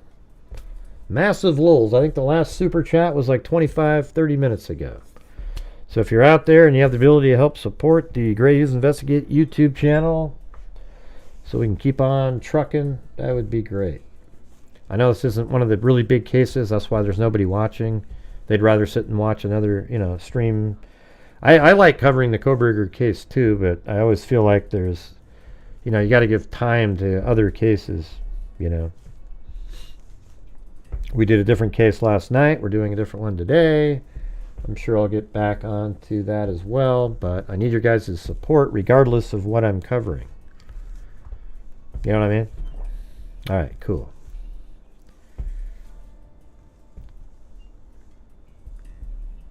Right, exactly. He was just talking about, hey, everybody.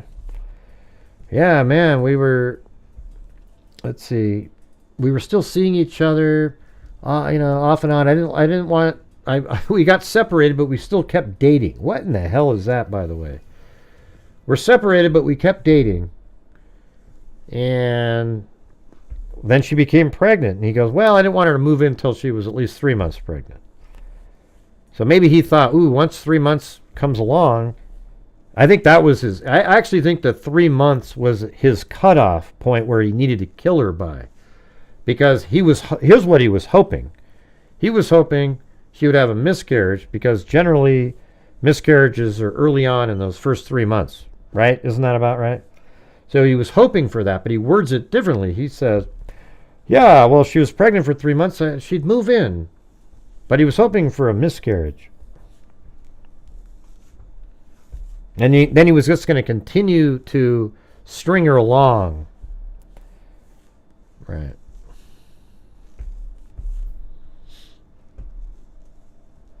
Anyways, pretty crazy, pretty crazy.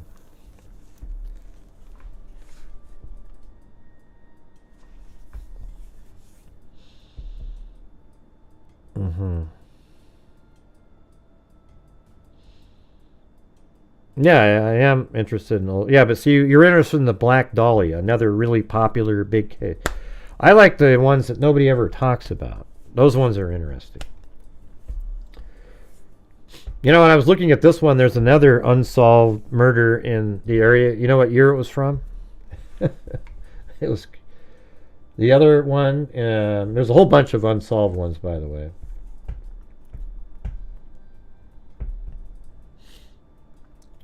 But there's another one, a really big one from 1896.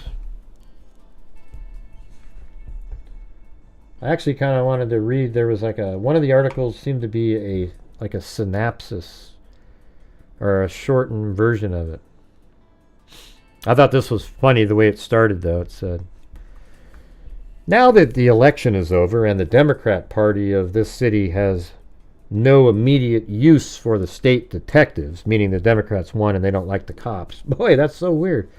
It would be well to take up the threads of evidence which had been discovered at the time that Katie Dugan was murdered in the 11th Ward. The killing of that young girl was one of the most brutal and, from the indications, the most deliberate murder which has taken place in the city for a quarter of a century.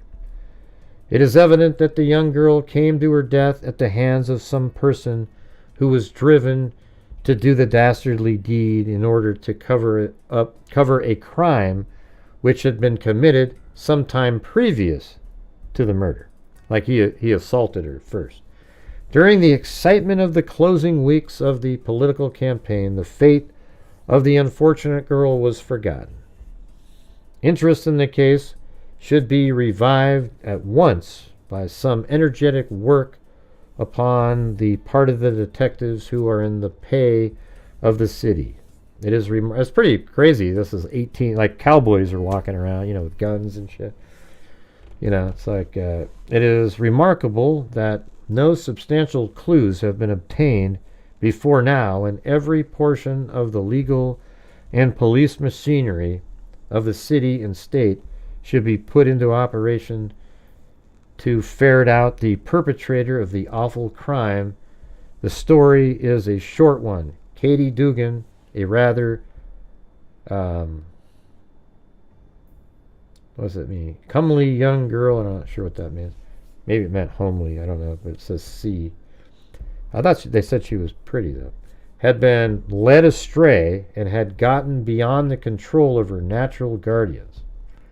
She left her home at about 8 o'clock at night, and at noon the next day her dead and mutilated body was found in an open field.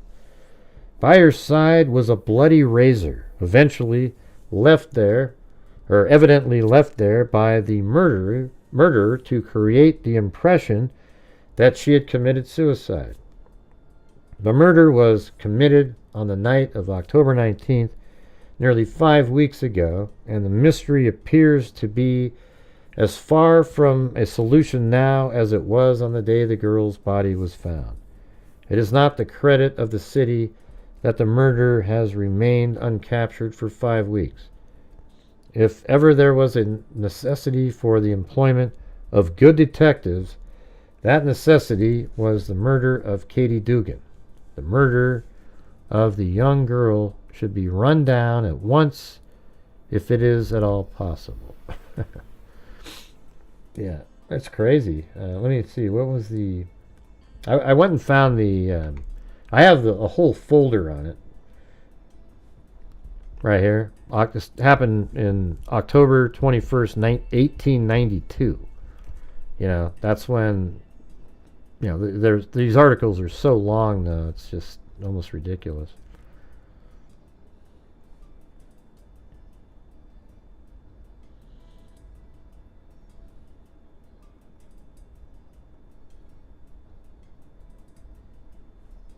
Is this the one? Maybe let's try the 1955. The Katie Dugan, yeah, so I'm just going to read this and see what it says, all right? So this is 1955. Like, they went over an extremely cold case. So 1955, this case was, 63 years old at the time. But hey, guys, just a minute ago I said, hey, if you're out there, if you can support the channel, that'd be great. And guess what happened? All right, so this is Ramblin' Round, the Katie Dugan murder of 1892. Several weeks ago, I pointed, this is 1955, this article, so it's not like it was, oh, it's a cool recent update. Several weeks ago, this is 70 years ago, this article right here. How crazy is that, huh? Several weeks ago, I pointed out that one who writes a column such as this will awaken in the minds of readers memories, perhaps half forgotten, of sensational, mysterious, or maybe merely interesting Wilmington happenings of other days. This is Wilmington, Delaware, just like Tina Lauser. Let's see. So it is that often the writer is asked to recount one or another of the things which made so much public impression at the time of their occurrence that their recital has been handed down from generation to generation until they are a part of the community's history. Let's see, for many years there was one question which in Wilmington was always sure to rouse speculation and to bring accusations, but of course always without proof. That question was, who killed Katie Dugan? I have frequently been asked to tell again so much of the gruesome answer as it is known. Katie Dugan, 18 years old, daughter of, I thought at the time they said she was 16 and then 17, now it's 18. 18-year-old daughter of James Dugan, a barber at, and it's kind of weird that there's a Razer, right? I mean, at 1111, I wonder if where that is right now. Let's see what that is. 1111, not 2. Lancaster Avenue in Wilmington. Wouldn't that be crazy if it's still a barber shop? I doubt it. I mean, this is 18 something. It's like a... But, I mean, this street existed. So obviously now it's probably like apartments or something. Yeah, it's... Ah, that's it, right? Wow, could that really be that? I mean, that looks like that almost could have been... I just saw the numbers. I could barely... that looks like that's it, the 1111. I could see it. Here, watch. If we go one more, unfortunately, you can only see part of it, but see that? 1, 1, then there's a 1 at the end.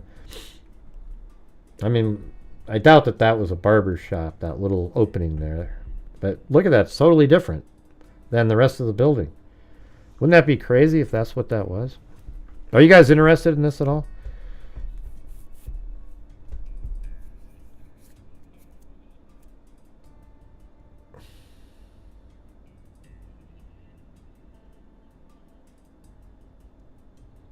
Hello?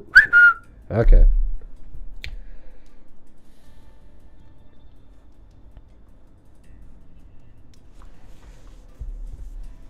All right, so that was found.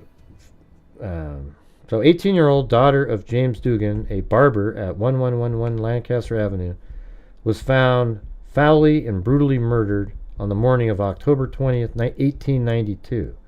Her throat was cut from ear to ear, weltering in her blood under a persimmon tree in a vacant lot at about what would now be Sycamore and DuPont Street. Let's see where that is. Yeah, why not I'll just make a folder for the hell of it. Katie Dugan. And then we'll put the barber shop.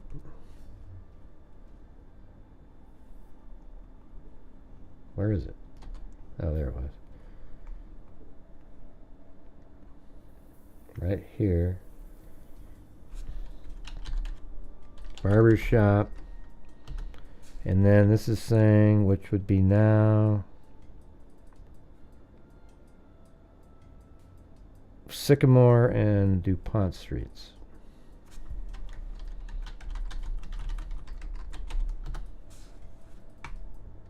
That's still here, apparently, somewhere. Okay, is there still a Sycamore Street? Sycamore Street. Okay, that's right here.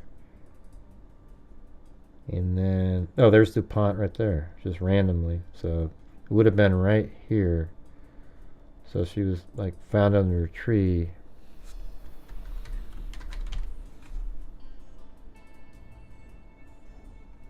So her dad worked right there, and she was found right here.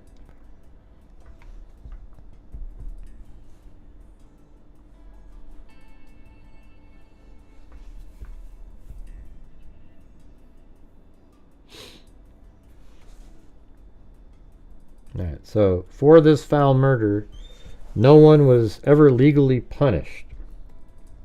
No one was indicted or tried or convicted in the courts of Delaware. Within 24 hours of the discovery of the crime, a young man friend of the girl, was arrested, but he was able to show that he could not have killed her. Later he was rearrested, but his alibi was ironclad, and again he was let go. Nearly 2 years later, a married man, old enough to be the girl's father, was arrested and put in jail, but a grand jury refused to indict him on the evidence presented by the Attorney General. I wouldn't be shocked if that person was it. Who knows? He probably didn't want something coming out. I wonder if she was pregnant, too. The case was the subject of one of those cheap and silly ballads which used to be written about every noted crime. It told about how on the 19th of October, Katie Dugan met her false lover at 4th and Broome. Really? Is that a place? Let's see. 4th and Broome. That's, I guess, right here. 4th Street and Broome. So I guess maybe here, Katie meets lover.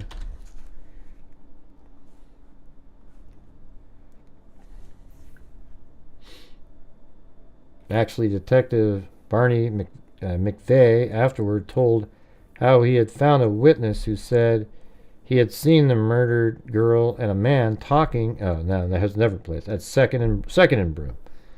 This was on the site of the old almshouse, which had been raised, and 2nd Street was cut through solid rock and red clay, but it had never been paved or graded, and no sidewalk had been laid. It was a dark, lonesome, rocky, and rugged spot where passerby were few.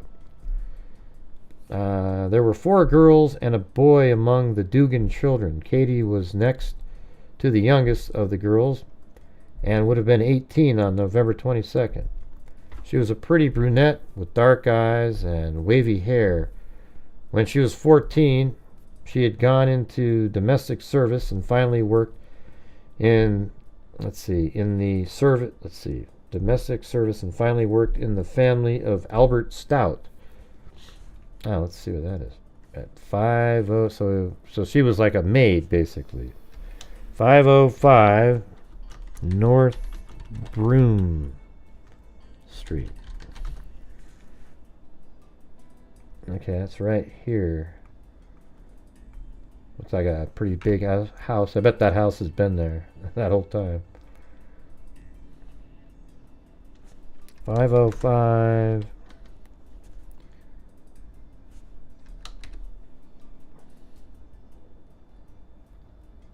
North Broome Street. And that's Albert Stout.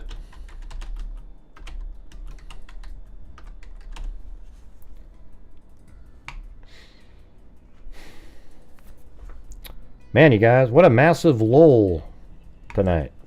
Is there any chance you guys... the thing is, I'm going to spend time going over this thing. I could be working on a video right now. It's weird how some nights it just goes... You know, don't know what happens. I know if we were talking about Koberger, though, it wouldn't be like that. Let's see. So Albert Stout at 505 North Broome Street. Stout was a shipping clerk in the office of Charles Warner Company on South Market Street between Walter Street and Christiana River, as it was called then. She left Stout's employ in August 1982. A boyfriend of hers, Richard Riley, whom she called Jack, and she went out occasionally on Wednesday evening, October 19th at 8:05. She put on new shoes and a new hat and left her home. George Beeson, a friend of her father who had a butcher shop nearby, made some joking remark about her looking nice and whatever the slang of the moment was for how about a date. In her handbag was a note saying, "Meet me Wednesday night at the same place and time."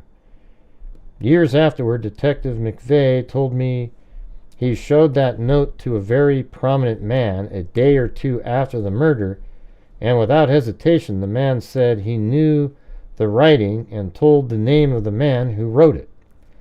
After the murder, James Riley told how shortly after Katie had gone out, he had seen her talking to a man at 2nd and Broome, and she exclaimed something when the man seemed to take something from his pocket. So she witnessed him do that. What? What does wearing hats have to do with anything? After the murder, James Riley told how shortly after Katie had gone out, he had seen her talking to a man at 2nd and Broome, and she exclaimed something when the man seemed to take something from his pocket. All right, let me check something out. Do we have any coffees or anything tonight? 0. All right, so we're going to need to get some coffees. This will be the first night we have not had any coffees whatsoever sent to the Grant Hughes Investigates since I've been doing it. All right, I'm not sure. See, I knew it. It's such a risk doing these other topics, you know.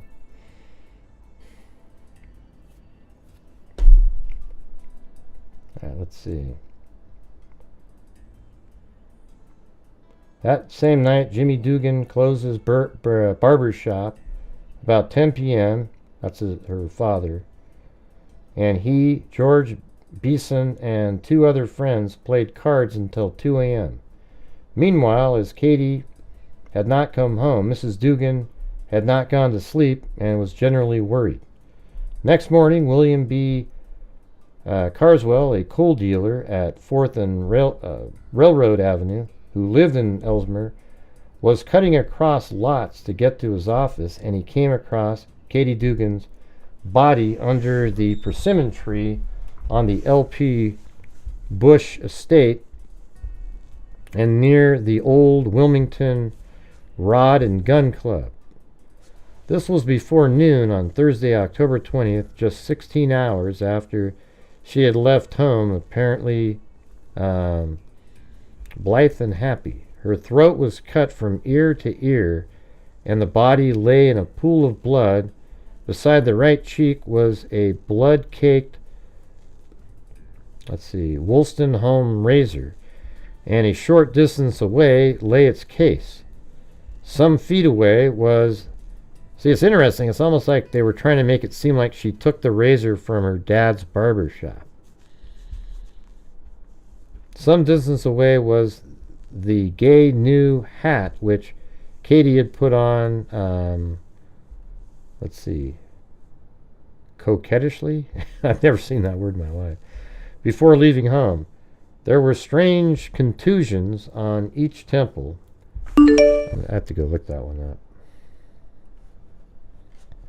Hey, thanks Lisa Valenzuela for the coffee. What does that mean? In a flirtatious or teasingly charming manner. So that's how she put the hat on, I guess. Before leaving home, there were strange contusions on each temple. The body was rigid, indicating that the murder might have taken place even so early as between 8 and 9 the previous night. Investigation disclosed the girl was pregnant. Ah, boom. See, I didn't know that, but there you go. That's what I was guessing right there. Richard Riley was arrested, but he was able readily to show that he had spent the evening until 11 o'clock at a fair given by Sacred Heart Catholic Church.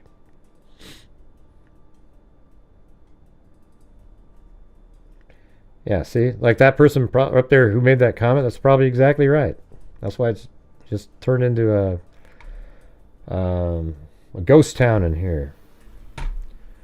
Gone to the home of a boyfriend named Farrell beyond the... Let me start that part over again. Richard Riley was arrested, but he was able to readily show that he had spent the evening until 11 o'clock at a fair given by Sacred Heart Catholic Church and had later gone to the home of a boyfriend named Farrell beyond the Brandywine and spent the night. Okay, so I guess that guys don't say boyfriend, okay? Unless it's your boyfriend and you're gay or something, right? I mean, you might say that, but I don't think back then, I think it was just sort of like saying how girls say girlfriend all the time. Maybe back then that was sort of the way that was.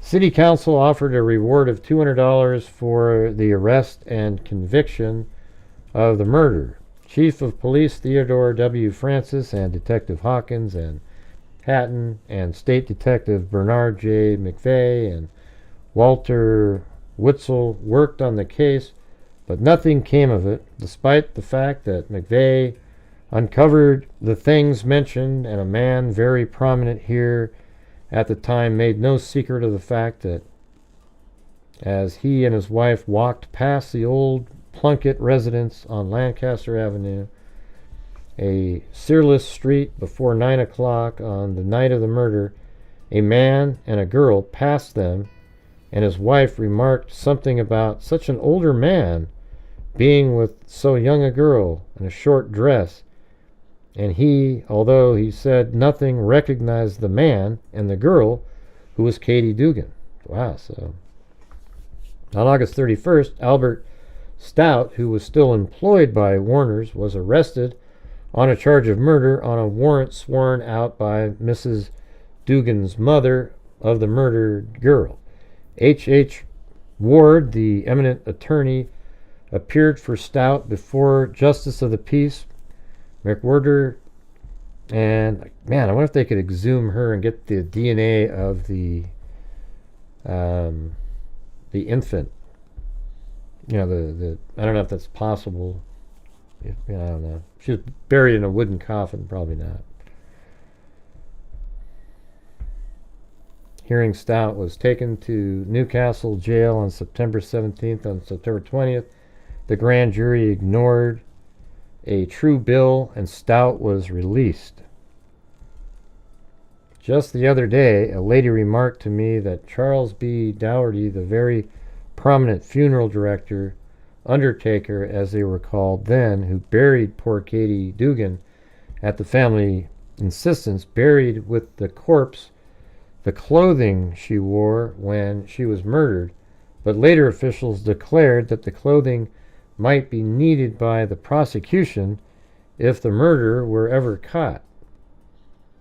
It is doubtful if ever a crime in Delaware created so much comment and discussion as the Katie Dugan tragedy, and that comment and discussion went on for many years.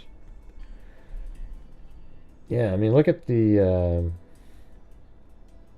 I don't know. Let's just do like the second day. You know, look how long, look at these. I mean, that's the writing goes all the way down and around. It's hard to read it because it's kind of blurry, but so you look at this from butchered a girl. The body of Katie Dugan found in a lot at Clayton and Oak Street. And then it goes all the way down. Look at this. And then way up here, really tiny. I guess people had a lot of time back then.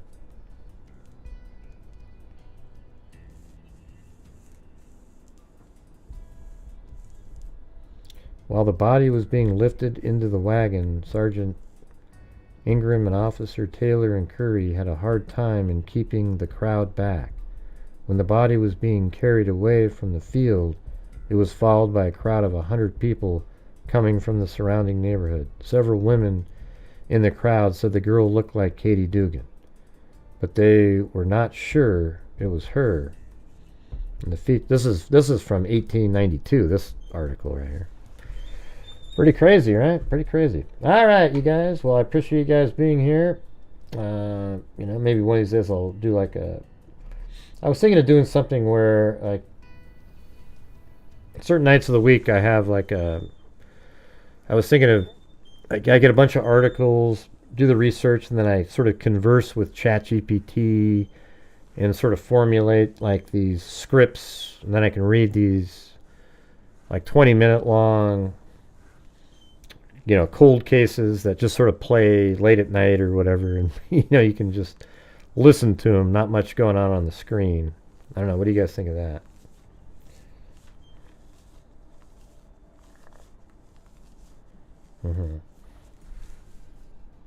Anyways, thanks Lisa Valenzuela.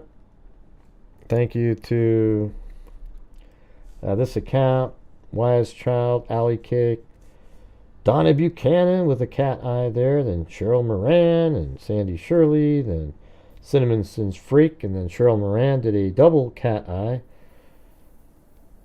Man, this night would have been just... Then we have Alley Cake, Uniquely Susie, retired hospice RN, then Lil D gifted a membership, then K Me, 28 months, then K Me, Timothy Cecil, then Cheryl Moran gifted 10 memberships, Vicky White, Rainy Joe, Alley Cake, Cheryl Moran gifted 5 more. Yeah, thanks Cheryl Moran, I mean, she's so generous. M10 gifted a membership, Rainy Joe, then I gifted 5, and then Mason's Nana. But that's another one of those nights without Cheryl. I mean, the last like 4 nights in a row without like 2 different people, we would just be absolutely not even coming close to reaching goals or anything. So I appreciate the support there, getting us there. I think it's almost to the point where the videos is kind of where it's at. If I can get the same viewership I just did on the last video, I could do it. I could make it work. Hey, thanks Sassy T right there at the buzzer. Thank you. All right. Thanks, everybody. We'll see you guys tomorrow. And as I always say, until next time, be safe out there. Yeah, I've been doing this true crime thing for quite a while now. And during this whole time, I have not seen one person that is a crime dissector, plug rejector. I'm a certified human lie detector. I'm gonna get you on a stretcher if you try and play me like a projector. Crime sector is my nectar. Professor Grant is gonna give another lecture. Crime collector, freak connector. It's gonna be a pop protector. Fool deflector, interceptor. Parameter with a spectre with a vector. On inspector, with all respect, just remember I have a temple fucking injection. I have no agenda, I'm a pretender. They don't send it to you straight without the blender. And in the end, I'm gonna send you on a mission to reveal the true offender. Yeah, so I'll just get right back to work. Alright, everybody? Crime dissector, flag rejector. Oh, get the hell out of here, Mary Lou. Gosh, Gray, that isn't very nice. Gee. Oh boy. Gee. Alright guys, see you later. And thanks to everybody who helped out tonight. Thank you. Be safe out there.